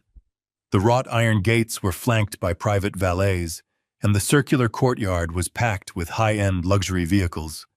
Beatrice had not just planned an intimate family dinner to execute their coup. She had invited an audience. She had gathered her circle of wealthy, superficial acquaintances to witness her magnificent new lifestyle funded entirely by my stolen pension reserves. I parked near the edge of the fountain, taking a brief moment to reach across the console and squeeze Catherine's hand. Her fingers were trembling slightly, but her eyes were filled with quiet strength. We had spent the last 48 hours grieving the son we thought we knew. Tonight, we were simply walking into a cage of predators fully prepared to lock the door behind us. We walked up the stone steps and were ushered inside by a hired butler. The main living room had been completely transformed into a lavish cocktail reception. A string quartet played softly in the corner, drowned out by the shrill laughter of Beatrice holding court in the center of the room. She was draped in heavy silk and wearing a necklace of emeralds holding a crystal flute of champagne while she regaled guests with fabricated stories about her real estate investments. David stood slightly behind her, looking out of place despite his tailored suit. His face was pale, glistening with a thin sheen of nervous sweat. He was clutching a thick black leather folder tightly against his chest, his knuckles practically white from the pressure. He looked like a cornered animal waiting for the perfect moment to strike. When he noticed Catherine and me standing in the foyer, his posture instantly stiffened. Monica rushed over to greet us. Her face plastered with a wide, insincere smile that did absolutely nothing to hide the malicious calculation in her eyes. She leaned in to kiss Catherine on the cheek, her perfume smelling sharp and overwhelming. "Richard, Catherine, We are so incredibly thrilled you could make it tonight." Monica chirped, her voice intentionally loud enough for the nearby guests to hear. "We know how difficult it is for you to get out of the house these days, Richard especially, with your energy levels being so unpredictable lately." I leaned heavily on my walking cane, a new prop I had purchased specifically for this performance. I let my hand shake visibly as I reached out to pat Monica's arm, widening my eyes into an expression of absolute vacant confusion. "Thank you, dear," I rasped, making my voice sound thin and fragile. "I am just happy I remembered the way here. My mind has been playing terrible tricks on me all week. I keep misplacing my reading glasses and forgetting my own appointments." David let out a long, slow breath, visibly relaxing his shoulders as he watched my pathetic display of manufactured senility. The sight of my trembling hand entirely validated his criminal assumptions. He believed his trap was perfectly aligned. He walked over and guided me toward a velvet armchair in the corner of the room, treating me with the patronizing caution reserved for a brittle antique. He placed the black leather folder down on the side table next to me, his fingers lingering over the smooth cover. I knew exactly what was inside that folder. It was the bait I had left on my desk, the forged transfer of absolute corporate power waiting for my blind signature. David tapped the leather cover nervously, his eyes darting toward the dining room. "Just sit here and rest, Dad," David said, his tone thick with condescension. "We will be moving into the formal dining room shortly. I have some important family business I want to discuss with you after the main course, something that will make your life much easier." I nodded blankly, sinking deep into the velvet cushions. I watched as the evening slowly devolved into a grotesque display of arrogance. Beatrice paraded her wealthy friends around the estate, bragging loudly about the custom renovations and the imported Italian marble she had personally selected. Catherine stood quietly near the perimeter of the room, trying to remain invisible, but Beatrice was unwilling to let her peacefully exist. Beatrice snapped her fingers at a passing caterer, but the young man did not hear her over the music. Frustrated, Beatrice turned her piercing gaze directly onto my wife. "Catherine, darling!" Beatrice called out, her voice cutting through the ambient noise of the room. "Since you are just standing there doing absolutely nothing, be a dear and pass these crab appetizers around to the guests. The hired help is completely incompetent tonight, and you are so naturally accustomed to serving people in that quaint little kitchen of yours." The utter disrespect was breathtaking. The wealthy guests paused their conversations, watching to see how my wife would react to being publicly ordered around like a common servant in front of a crowd. Catherine's face flushed a deep crimson, but she maintained her absolute dignity. She did not argue. She simply picked up the silver tray and began walking silently among the guests, offering them the hors d'oeuvres. Monica watched this degrading spectacle with a smirk, whispering something into the ear of a woman standing next to her. I gripped the armrests of my chair, forcing myself to remain seated. The rage was building, pressing against my ribs, but the timing was not right. I had to wait for the main event. Eventually, the string quartet stopped playing, and Beatrice loudly announced that dinner was served. We all moved into the massive formal dining room, taking our places around a long mahogany table illuminated by a dripping crystal chandelier. The table was set with heavy silver and fine china. David sat directly across from me, the black leather folder now resting ominously beside his dinner plate. He could not stop touching it. As the first course was served, I continued my performance, intentionally rattling my silverware against the porcelain plate and spilling a few drops of water onto the pristine white tablecloth. David watched my trembling hands with barely disguised glee. He was mentally counting down the minutes until he could slide that pen into my fingers. Beatrice, emboldened by her captive audience and her perceived total dominance, decided to escalate her cruelty. She leaned over her plate, pointing her wineglass directly at Catherine. "I must say, Catherine, you managed not to drop a single appetizer," Beatrice declared, her voice echoing loudly across the silent table. "You really do make an exceptional low-class maid. Perhaps I will hire you permanently once Richard is finally locked away." I stopped chewing my food. I placed my heavy silver fork down onto the polished dining table with a slow, highly deliberate movement. I completely stopped trembling. I slowly lifted my chin, looking directly into Beatrice's arrogant eyes with absolute, terrifying clarity. The entire room went instantly completely quiet. The heavy atmosphere turned instantly absolutely freezing. I did not raise my voice. I did not need to. When you have spent 4 decades building a commercial empire from the ground up, navigating treacherous boardroom negotiations, you learn exactly how to command a room without shouting. I looked directly at Beatrice, letting the heavy, suffocating silence stretch out until the palpable discomfort in the room became almost a physical weight pressing against the guests. "My wife," I said, my voice resonating with a deep, unwavering authority that completely shattered the fragile, senile persona I had been meticulously portraying all evening, "is the foundation of everything you see around you. She built a life of actual substance and loyalty, while you spent your entire existence accumulating dangerous debts and empty vanity. Do not ever speak to her in that manner again. You are not a reigning queen holding court in a medieval palace, Beatrice. You are merely a guest at this table, and you will show the proper respect to the woman who actually knows the profound meaning of hard work."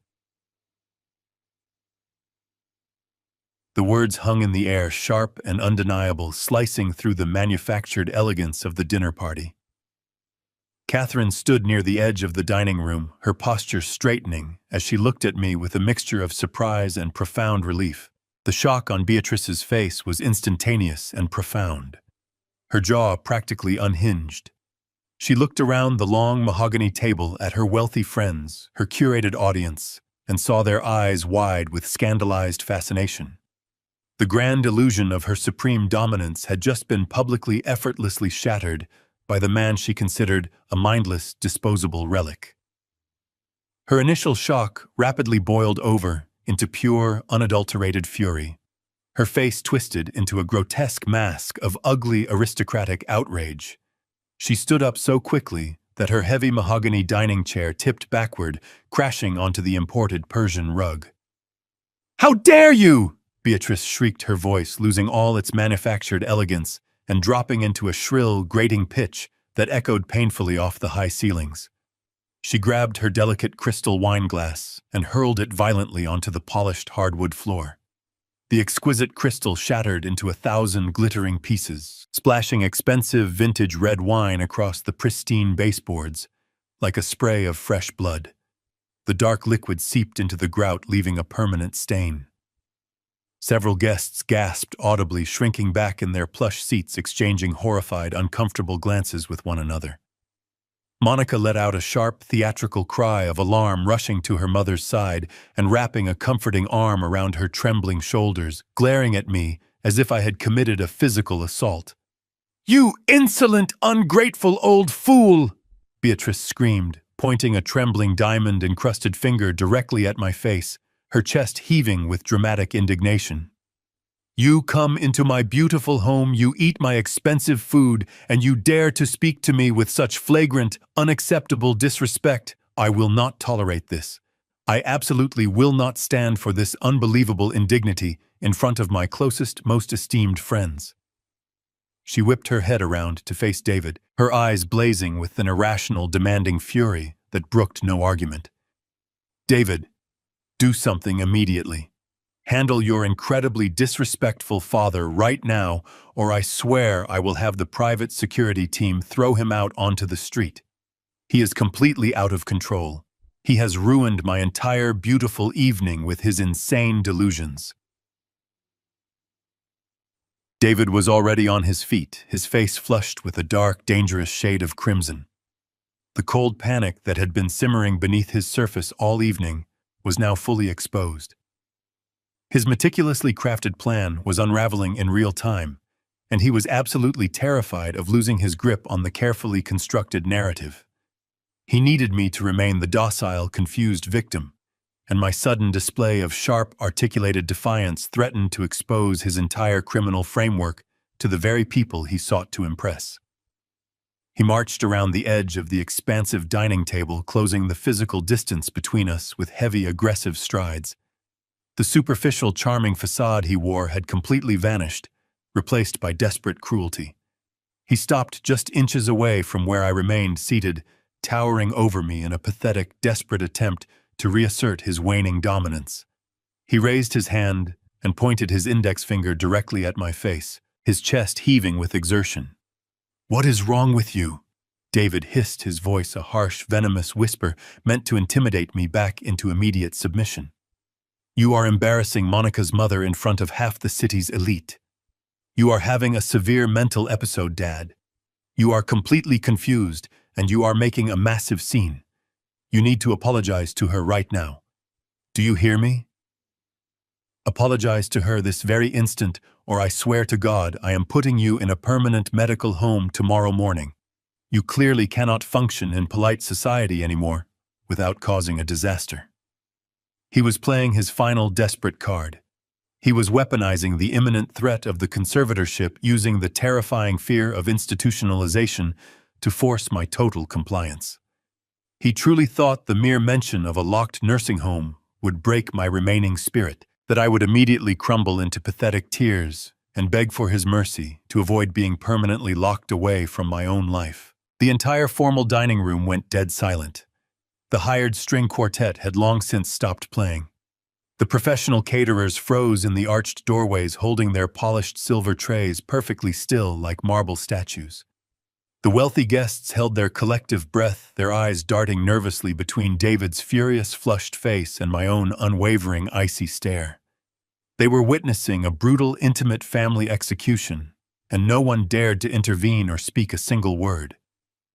Catherine remained standing tall near the edge of the room, her chin held high, radiating a quiet, invincible strength that gave me all the power I needed.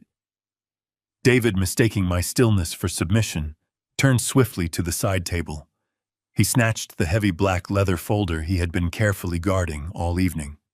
He ripped it open with unnecessary violent force, pulling out the gold-embossed document I had drafted in my home office. It was the absolute, irrevocable surrender of my corporate authority. He grabbed the gold fountain pen I had thoughtfully provided alongside it and marched back to my velvet chair. He slammed the crisp document down onto the table directly in front of me, shoving the heavy paper so hard it crumpled slightly against my chest. He pressed the cold metal of the gold pen into my hand, his grip tight and unforgiving. The silence in the room was absolute, pregnant with the heavy weight of impending destruction. The cold air conditioning hummed faintly in the background. David leaned down, placing his face just inches from mine. His eyes were wide, desperate, and filled with a terrifying absolute greed. He spoke slowly, emphasizing every single syllable with cold, calculated menace, fully convinced that he had successfully backed me into an inescapable corner from which I could never return. "Sign this and apologize. Now." I did not flinch. I looked down at the gold fountain pen resting on the forged document. I slowly reached out and picked it up. The metal felt cool against my skin.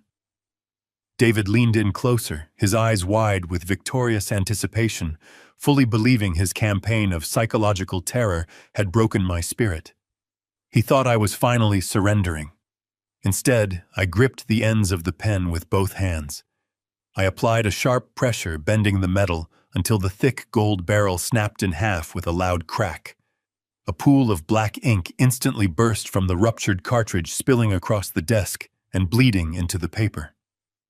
I opened my hands and let the jagged pieces clatter onto the ruined document. I looked dead into my son's terrified eyes.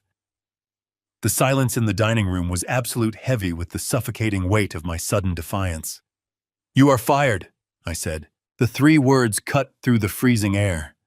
David froze completely. The arrogant sneer on his face dissolved, replaced instantly by a mask of sheer confusion. He blinked rapidly, stepping back from the table as if I had physically struck him. He opened his mouth to speak, to launch into another pathetic tirade about my mental state, but I did not give him the opportunity to utter a single syllable. I slowly turned my head and looked toward the arched doorway leading to the foyer. I gave a deliberate nod. The heavy doors swung open with a thud.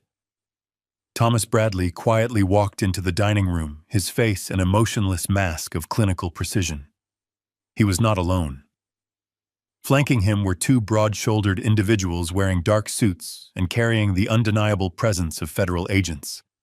Their badges gleamed faintly under the crystal chandelier. The gasp from the wealthy guests was instantaneous. The manufactured elegance of Beatrice's lavish dinner party evaporated, replaced immediately by the cold reality of a federal raid. David stumbled backward, his knees hitting a chair. All the blood drained from his face, leaving him looking like a hollow ghost. He looked from Thomas to the federal agents and finally back to me, his eyes wide with inescapable horror. He realized in that exact moment that the senile old man he thought he was hunting had actually been hunting him the entire time.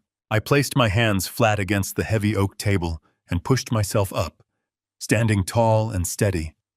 I ignored the walking cane entirely. I looked around the room, making direct eye contact with the wealthy, superficial acquaintances Beatrice had invited to witness her grand delusion. "My son," I began, my voice projecting clearly across the room, "has spent the last several months convincing everyone here that my mental faculties are rapidly declining. He has painted a deeply convenient portrait of an aging patriarch losing his grip on reality. But the truth is far more sinister. David is not a concerned son. He is a desperate, cornered criminal." David raised a trembling hand, his voice a weak, pathetic squeak. "Dad, please, you do not know what you are saying." "I know exactly what I am saying," I commanded, silencing him instantly. "I know now about the Hollow Shell Company, registered in Delaware. I know about the fraudulent $30,000 monthly consulting fees being routed to the Grand Cayman Royal Bank. I know about your desperate wire transfers to Sun Crown Casino Group, Horizon Island Betting, and the private debt consolidation firm in Macau." Beatrice let out a sharp gasp. Her hand flew to her throat, clutching the heavy emerald necklace as if it were strangling her. The color vanished from her cheeks. The wealthy guests around her began to shift uncomfortably, pulling away from her chair.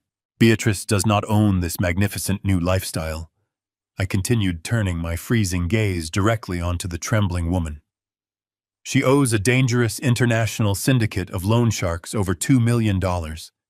She is drowning in compounding interest and gambling debts. And to keep those violent creditors away, my son decided to cross the ultimate unforgivable line." I looked back at David. He was shaking visibly in terror, his chest heaving with shallow, panicked breaths. "He did not just skim cash from the corporate operating accounts," I announced, ensuring every guest heard the absolute depth of his depravity. "David secretly bypassed the security protocols and systematically drained over $4 million directly from the Caldwell Logistics Employee Pension Fund. He stole the retirement savings of hardworking men and women to finance his mother-in-law's pathetic gambling addiction."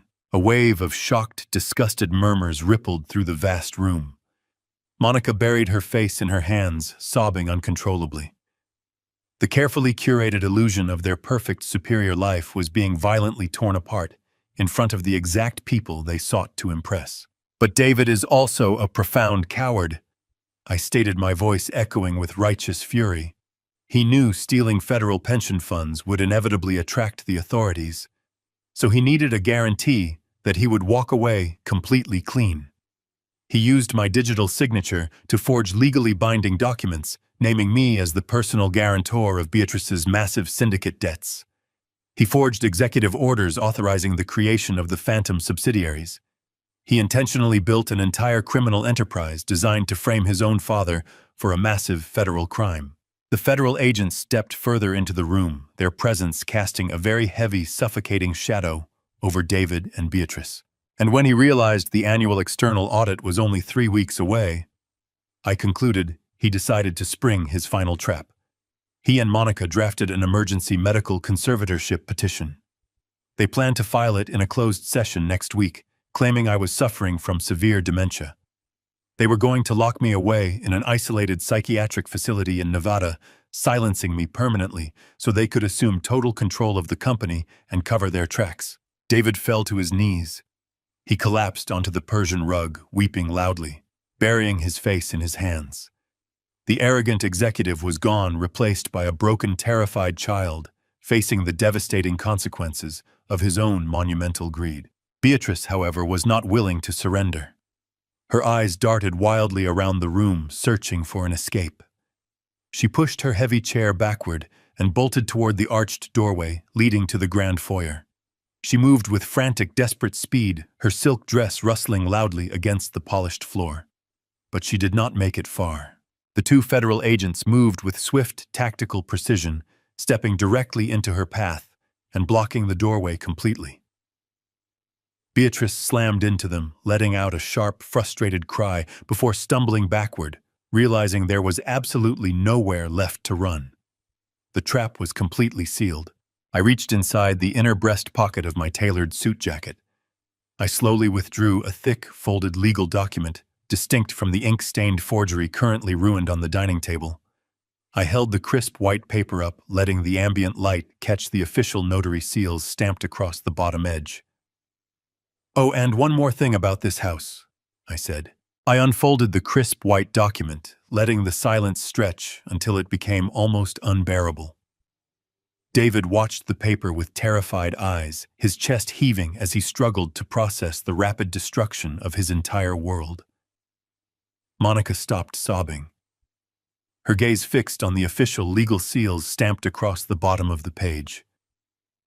Even Beatrice had gone completely still, her desperate attempt to flee completely thwarted by the two federal agents firmly blocking the arched doorway. When Catherine and I provided the $1.2 million for the down payment on this magnificent estate, I began, my voice perfectly level and devoid of paternal warmth. You both operated under the convenient assumption that it was a simple, unconditional gift from a loving father to his successful son. You treated it as an inheritance delivered early.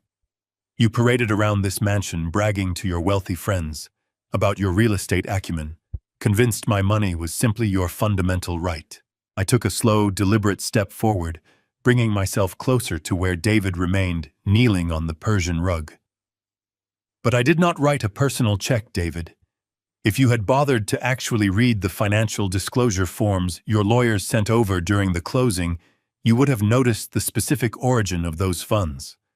The capital did not come from my personal savings. It came directly from the corporate treasury of Caldwell Logistics. Legally, it was structured and recorded as a secured corporate loan tethered to your continued employment within the company. David stared up at me, his mouth opening and closing like a suffocating fish. He finally understood the fatal error he had made. Since you have actively embezzled millions of dollars from the employee pension reserves, I continued, projecting my voice so every guest could hear the finality of my words.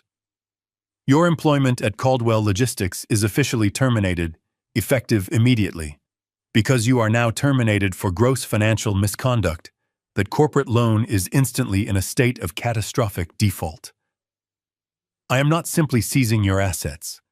I am executing an immediate, irrevocable foreclosure on this property. I dropped the heavy legal document directly onto the polished mahogany dining table, right next to the shattered pieces of my gold fountain pen. This is a formal notice of immediate eviction, I declared. You do not own this house anymore. The bank does not own this house. Caldwell Logistics owns every single brick, every piece of imported marble, and every square inch of this manicured lawn. You have exactly 24 hours to pack whatever belongings you can carry and vacate the premises completely. If you are still inside by tomorrow evening, I will have the private security team physically drag you out onto the street. Monica let out a sharp, piercing shriek. She spun around to face David, her hands curling into tight fists. The illusion of their perfect marriage shattered just as quickly as their financial security. You promised me we were safe, Monica screamed, her face twisting into a mask of pure rage. You swore to me that your father was too stupid to figure out the transfers. You told me the pension money was untraceable.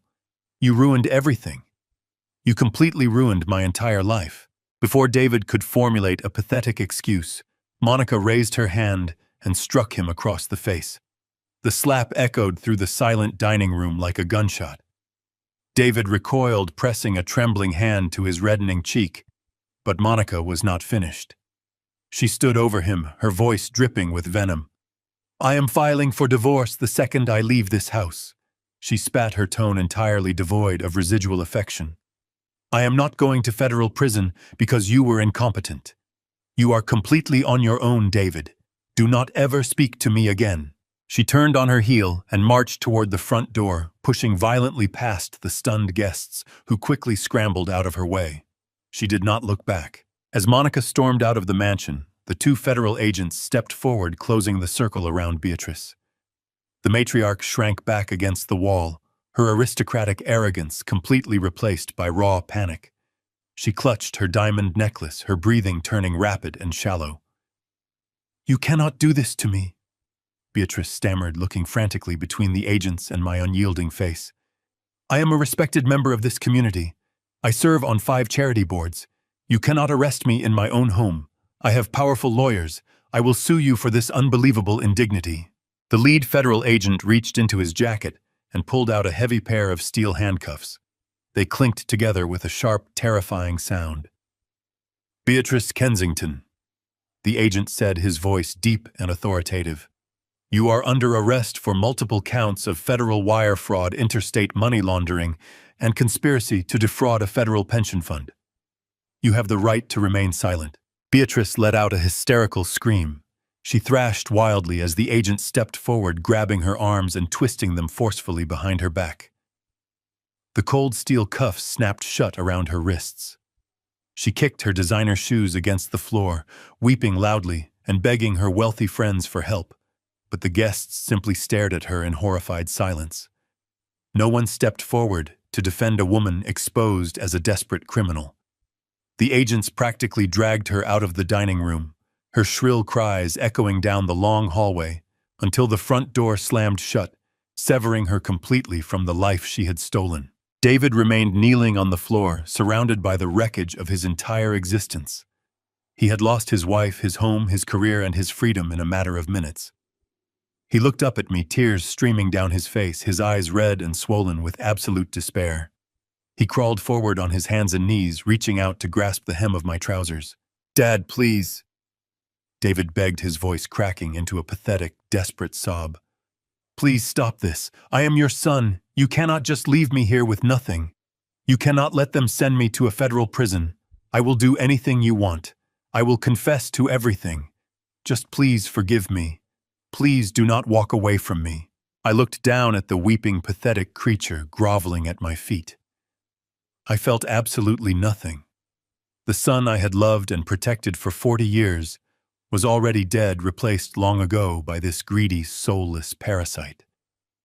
I slowly reached down and pulled my trousers free from his trembling grasp. I did not offer him a single word of comfort. I simply turned away from him forever. I walked over to Catherine. She was standing near the arched doorway, radiating a quiet, invincible strength. I gently placed my hand on her arm, offering her a soft, reassuring smile. We walked together toward the exit, our footsteps echoing loudly through the silent, cavernous mansion. I did not look back at David. I simply stepped over the shattered glass of Beatrice's ruined wine, leaving the wreckage of their lives entirely behind us as we walked into the cool, peaceful, dark night air. The drive back to our hotel that night was enveloped in a profound and heavy silence. Catherine held my right hand, tightly resting on the center console of the car. Neither of us spoke a single word. We did not need to. The colossal weight that had been pressing down on our chests for the past week had finally been lifted. We had walked into a den of vipers and dismantled their entire treacherous ecosystem with absolute precision. But as we rode through the quiet, dark streets of the city, I knew the battle was not entirely over. The surgical extraction of the cancer was complete, but the grueling process of cleaning up the infected wounds was just about to begin. I had to secure the future of the innocent people caught in the crossfire of my son's monumental greed. By Monday morning, the fallout was absolute and spectacular. The federal raid on the Kensington estate was simply too massive to keep quiet. Local newspapers, financial blogs, and morning news broadcasts seized upon the story with relentless hunger. The headlines were brutal and unforgiving. They detailed the spectacular collapse of a prominent local executive, exposing the web of forged documents, illicit offshore wire transfers, and the despicable theft of employee retirement funds. David's carefully curated reputation was instantly and permanently obliterated. The elite business community that had once eagerly accepted his lavish dinners and expensive gifts immediately turned their backs on him. His name became toxic overnight. Corporate partners canceled pending contracts, former friends stopped answering his frantic phone calls, and his prestigious country club quietly revoked his membership by the end of the day. The justice system moved with a swift, merciless efficiency that offered no comfort to the wicked. Beatrice faced her initial arraignment hearing on Tuesday afternoon. She stood before a federal judge wearing a drab-issued uniform, a stark contrast to the heavy silks and imported emeralds she had flaunted just days earlier. Her high-priced defense attorneys argued passionately for her release, citing her age and her supposed standing in the philanthropic community. But the federal prosecutors presented a mountain of irrefutable evidence provided by Thomas Bradley. They detailed her deep, ongoing connections to violent international syndicates and highlighted the extreme flight risk she posed. The judge did not hesitate for a single second. Beatrice was denied bail entirely. She was remanded to federal custody, forced to sit in a cold, concrete cell to await a trial that would inevitably strip away the remaining years of her life. Monica, true to her cold and calculating nature, did not waste a single moment mourning the catastrophic implosion of her family. The second she walked out of the mansion on that fateful Friday night, she initiated her exit strategy. By Wednesday morning, her aggressive legal team filed emergency divorce papers against David. She ruthlessly petitioned for sole ownership of any remaining untainted assets, desperately attempting to secure whatever meager financial scraps had not yet been frozen by federal investigators. She publicly disavowed any knowledge of her husband's criminal enterprise or her mother's staggering gambling debts. She abandoned David completely, leaving him entirely alone to face the devastating consequences of the crimes he had committed in the name of securing her luxurious lifestyle.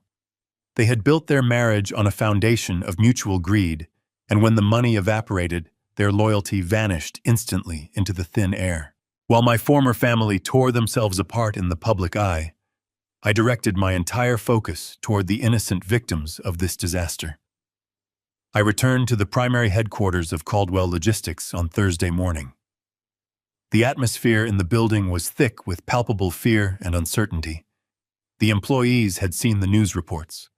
They knew their pension funds had been raided.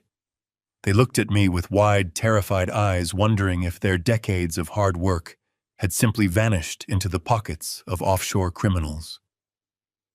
I called an emergency meeting in the main warehouse, gathering every single worker, manager, and administrative assistant on the payroll. I stood before them on a wooden shipping pallet, looking out at the sea of anxious faces.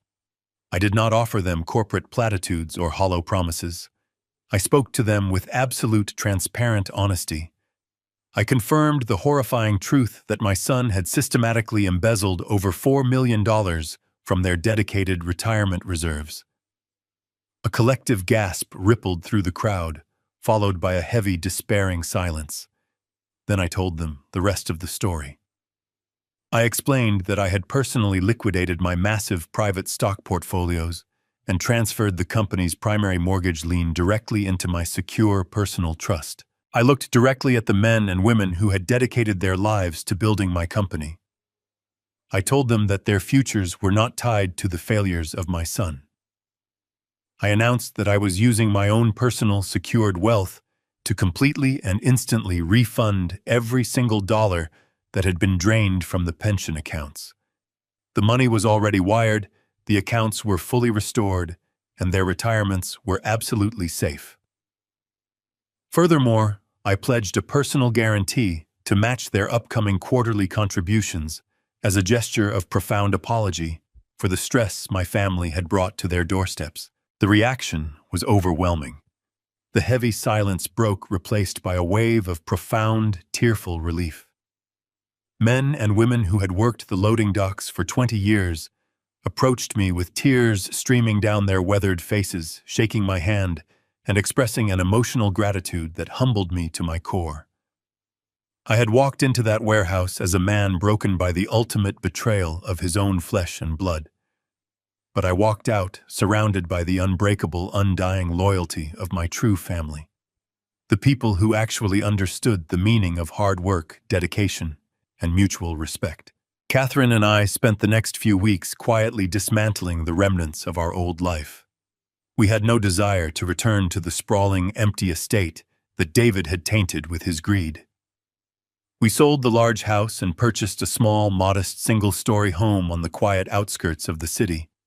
It had a wraparound porch, a small garden for Catherine, and a sense of absolute peace that we had not felt in years. We settled into a quiet, comforting routine, slowly healing the deep emotional wounds inflicted by the people we had once trusted most. It was a Tuesday night in late November when the fragile peace was suddenly shattered. A violent, unseasonal thunderstorm had rolled into the valley just after dinner. The wind howled fiercely through the bare branches of the oak trees surrounding our modest property, and heavy sheets of freezing rain battered against the window panes with aggressive force. Catherine and I had gone to bed early, exhausted by the damp chill in the air. We were wrapped warmly in heavy blankets, the rhythmic drumming of the storm lulling us into a deep sleep. Then, exactly at the stroke of midnight, the loud, jarring chime of the front doorbell echoed sharply through the silent house. I sat up instantly, my heart hammering against my ribs. The digital clock glowed green, displaying exactly midnight. Beside me, Catherine stirred her hand, reaching out to grasp my arm. The violent storm outside was raging with terrifying intensity. The relentless wind lashed freezing rain against the siding of our modest home, but the frantic, continuous ringing of the front doorbell pierced sharply through the cacophony of the weather. No one arrives at a secluded house in a torrential downpour at midnight bearing good news. I threw off the wool blankets and swung my legs over the edge of the mattress. I slid my bare feet into my slippers and wrapped a flannel robe tightly around my shoulders, tying the belt with precision. Catherine sat up against the headboard, her eyes wide with sudden fear.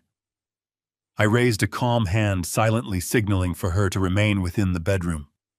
I walked slowly down the dark hallway, the wooden floorboards cold beneath my feet. The doorbell rang again, longer this time, accompanied by the desperate, muffled sound of a fist pounding frantically against the solid oak door.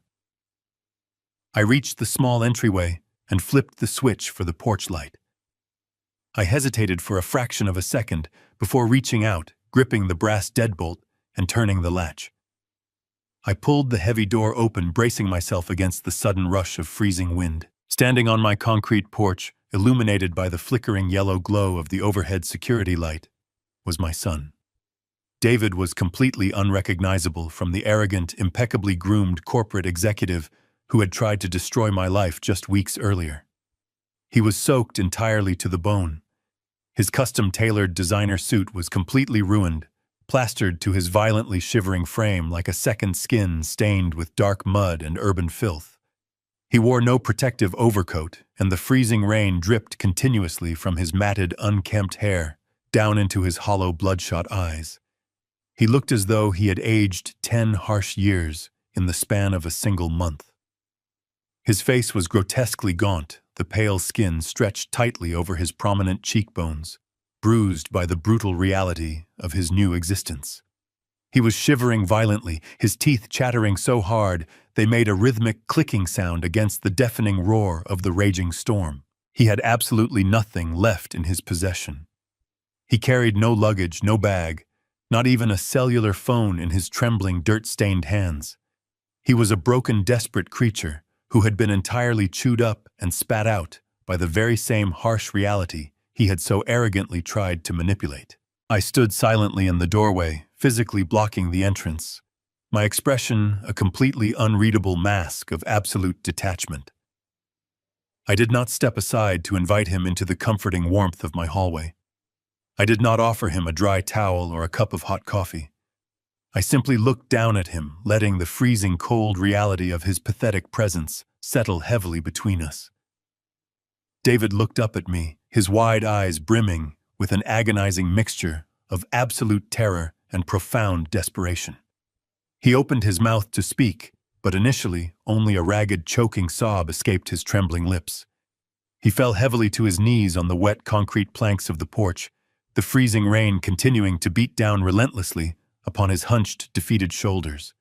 He reached out, with trembling blue-tinged fingers, hovering his hands just inches from the hem of my flannel robe, clearly too terrified to actually make physical contact with me. "Dad." David wept, his voice a hoarse, broken whisper barely audible over the howling, unforgiving wind. "Please, Dad. You have to help me. I have absolutely nowhere else to go. I have walked for miles through the city in the freezing rain. I have absolutely nothing left." I remained perfectly still, a silent, immovable sentinel, guarding the hard-won peace of my new life. I waited patiently for him to continue, knowing with absolute certainty that the true cowardly nature of his character would inevitably reveal itself even in his absolute lowest moment of defeat. David sobbed much louder, wiping his wet, filthy face with the back of his shivering, bruised hand. "It was not my fault, Dad," he pleaded, his voice rising in a frantic pitch as he desperately tried to rewrite the damning narrative of his own spectacular destruction. "I swear to you on my life it was all Monica and Beatrice. They completely brainwashed me. They manipulated my emotions. Beatrice was drowning in those massive, dangerous syndicate gambling debts, and Monica threatened to leave me forever if I did not find a way to maintain our luxurious lifestyle. They pushed me into a corner, Dad. They made me forge those financial documents. They essentially forced me to take that employee pension money. I never wanted to hurt you. I was just trying to save my failing marriage. I was terrified of losing everything I had built, and they completely poisoned my mind against you. They convinced me you were losing your memory. They made me believe the conservatorship was the only logical way to save the company from your declining health. It was their wicked plan from the very beginning." His frantic words were a cowardly attempt to deflect the undeniable weight of his criminal guilt. Even now, destroyed and kneeling in the freezing mud like a stray animal, he could not accept unconditional responsibility for his own breathtaking greed. He was still the exact same arrogant man who had planned to lock his own father away in a sterile, isolated psychiatric ward. He looked up at me again, his swollen eyes silently begging for a shred of the paternal weakness he had ruthlessly exploited for decades. "Monica took everything from me, Dad." David continued, his voice cracking with sickening self-pity. "Her ruthless divorce lawyers froze all my personal offshore accounts. The federal prosecutors have permanently seized whatever remaining assets I had left. My so-called prestigious friends will not even answer my desperate phone calls anymore. I am sleeping on the dangerous streets of this city. I am freezing cold, and I am so unbelievably hungry. Please, Dad. I am your only son. I am your own flesh and blood. You cannot just leave me out here to die in the freezing storm. I am not asking to come inside the warm house. I am not asking for a soft bedroom or a hot home-cooked meal. I just need a dry, safe place to lie down for a few hours. Please, Dad. Just let me sleep in the garage. Let me curl up in the corner on the cold concrete floor, just for tonight, so I do not freeze to death in this awful storm. I will leave first thing tomorrow morning, before the sun even comes up. I swear to you that you will never even know I am there. Please, I am begging you on my hands and knees for a second chance." I looked down at my shivering, weeping son. The ultimate agonizing test of my remaining resolve. I stared into the bloodshot eyes of the man kneeling on my wet concrete porch. The freezing rain continued to wash over him in heavy, relentless sheets, flattening his ruined, expensive hair against his skull. The cold wind howled around us, rattling the porch light, but the chill inside my chest was far more profound. This was the boy I had joyfully carried on my shoulders through summer parks. This was the young man I had proudly guided through his first tentative steps in the corporate world, handing him every possible advantage. But the weeping, desperate shell shivering before me now held absolutely no resemblance to a son. He was merely a predator stripped of its dangerous fangs, begging for sanctuary from the very storm he had intentionally, meticulously created. I leaned forward slightly, ensuring my voice would pierce through the deafening roar of the midnight tempest. I did not yell. I spoke with a quiet, devastating, absolute certainty that carried the heavy finality of a judge delivering a permanent, irrevocable sentence. I gave you an empire. I said, my words dropping like heavy stones onto the wet porch. I handed you a legacy of honor, a life of unimaginable privilege, and an open door to everything I had built with my bare hands. And in return, you tried to put me in a cage. You conspired to lock me away in the dark, to erase my entire existence simply so you could comfortably feed your endless, pathetic greed. David let out a loud, wretched wail, dropping his head until his forehead nearly touched my slippers. He reached out again, his fingers scraping desperately against the concrete. "Dad, please, I am begging you," he sobbed. "You are not my son anymore." I continued, cutting off his pathetic pleas with absolute, unyielding finality. "You are simply a consequence of your own greed, and consequences must be faced alone." I stepped backward into the dry warmth of my entryway. David lunged forward, his hands slapping loudly against the wooden threshold, but I was already moving. I grabbed the heavy brass handle of the solid oak door. I looked at him one final time, watching the horrifying realization wash over his pale, freezing face. I pulled the heavy door shut. The thick wood clicked securely into the frame, instantly silencing his desperate, muffled cries. I reached up and turned the heavy brass deadbolt, hearing the solid metallic thud lock him out of my life forever. I stood in the quiet hallway for a long, reflective moment, listening to the muffled drumming of the rain against the glass. I realized that the man I had mourned did not die tonight. He had died many years ago, slowly replaced by a stranger, entirely consumed by his own vanity and blind ambition. I had finally accepted the profound truth. My breathing was slow and perfectly even. The crushing weight that had burdened my shoulders for the past 48 hours was completely gone. I untied the belt of my flannel robe, adjusted the collar, and turned away from the door. I walked slowly into the main living room. The small brick fireplace was glowing with a warm, comforting amber light. Catherine was sitting in her favorite armchair, a thick, woven blanket draped elegantly across her lap. She looked up at me as I entered the room, her eyes searching my face for any lingering signs of regret, guilt, or hesitation. I simply smiled. I walked over and sat down beside her, reaching out to gently take her warm hand in mine. We sat together in the peaceful golden glow of the hearth, listening to the storm raging harmlessly outside our thick walls. We were finally safe. Our hard-won legacy was completely protected from the vultures who had tried to tear it apart, and our remaining years belonged entirely to us. Blood makes you related, but loyalty and respect make you family. As a parent, your natural instinct is to protect your children at all costs, to offer them the world on a silver platter. But blind generosity to an entitled heart only breeds monsters. Never let love blind you to disrespect, and never allow anyone, even your own flesh and blood, to treat you as collateral damage in their selfish games. Sometimes the most profound act of self-love and tough love combined is having the courage to close the door on those who only saw your worth in dollar signs. Have you ever had to cut ties with a toxic family member to protect your own peace? Share your story in the comments below. Do not forget to hit the like button and subscribe for more real-life stories of survival, betrayal, and ultimate justice. Thank you for watching and supporting my channel today.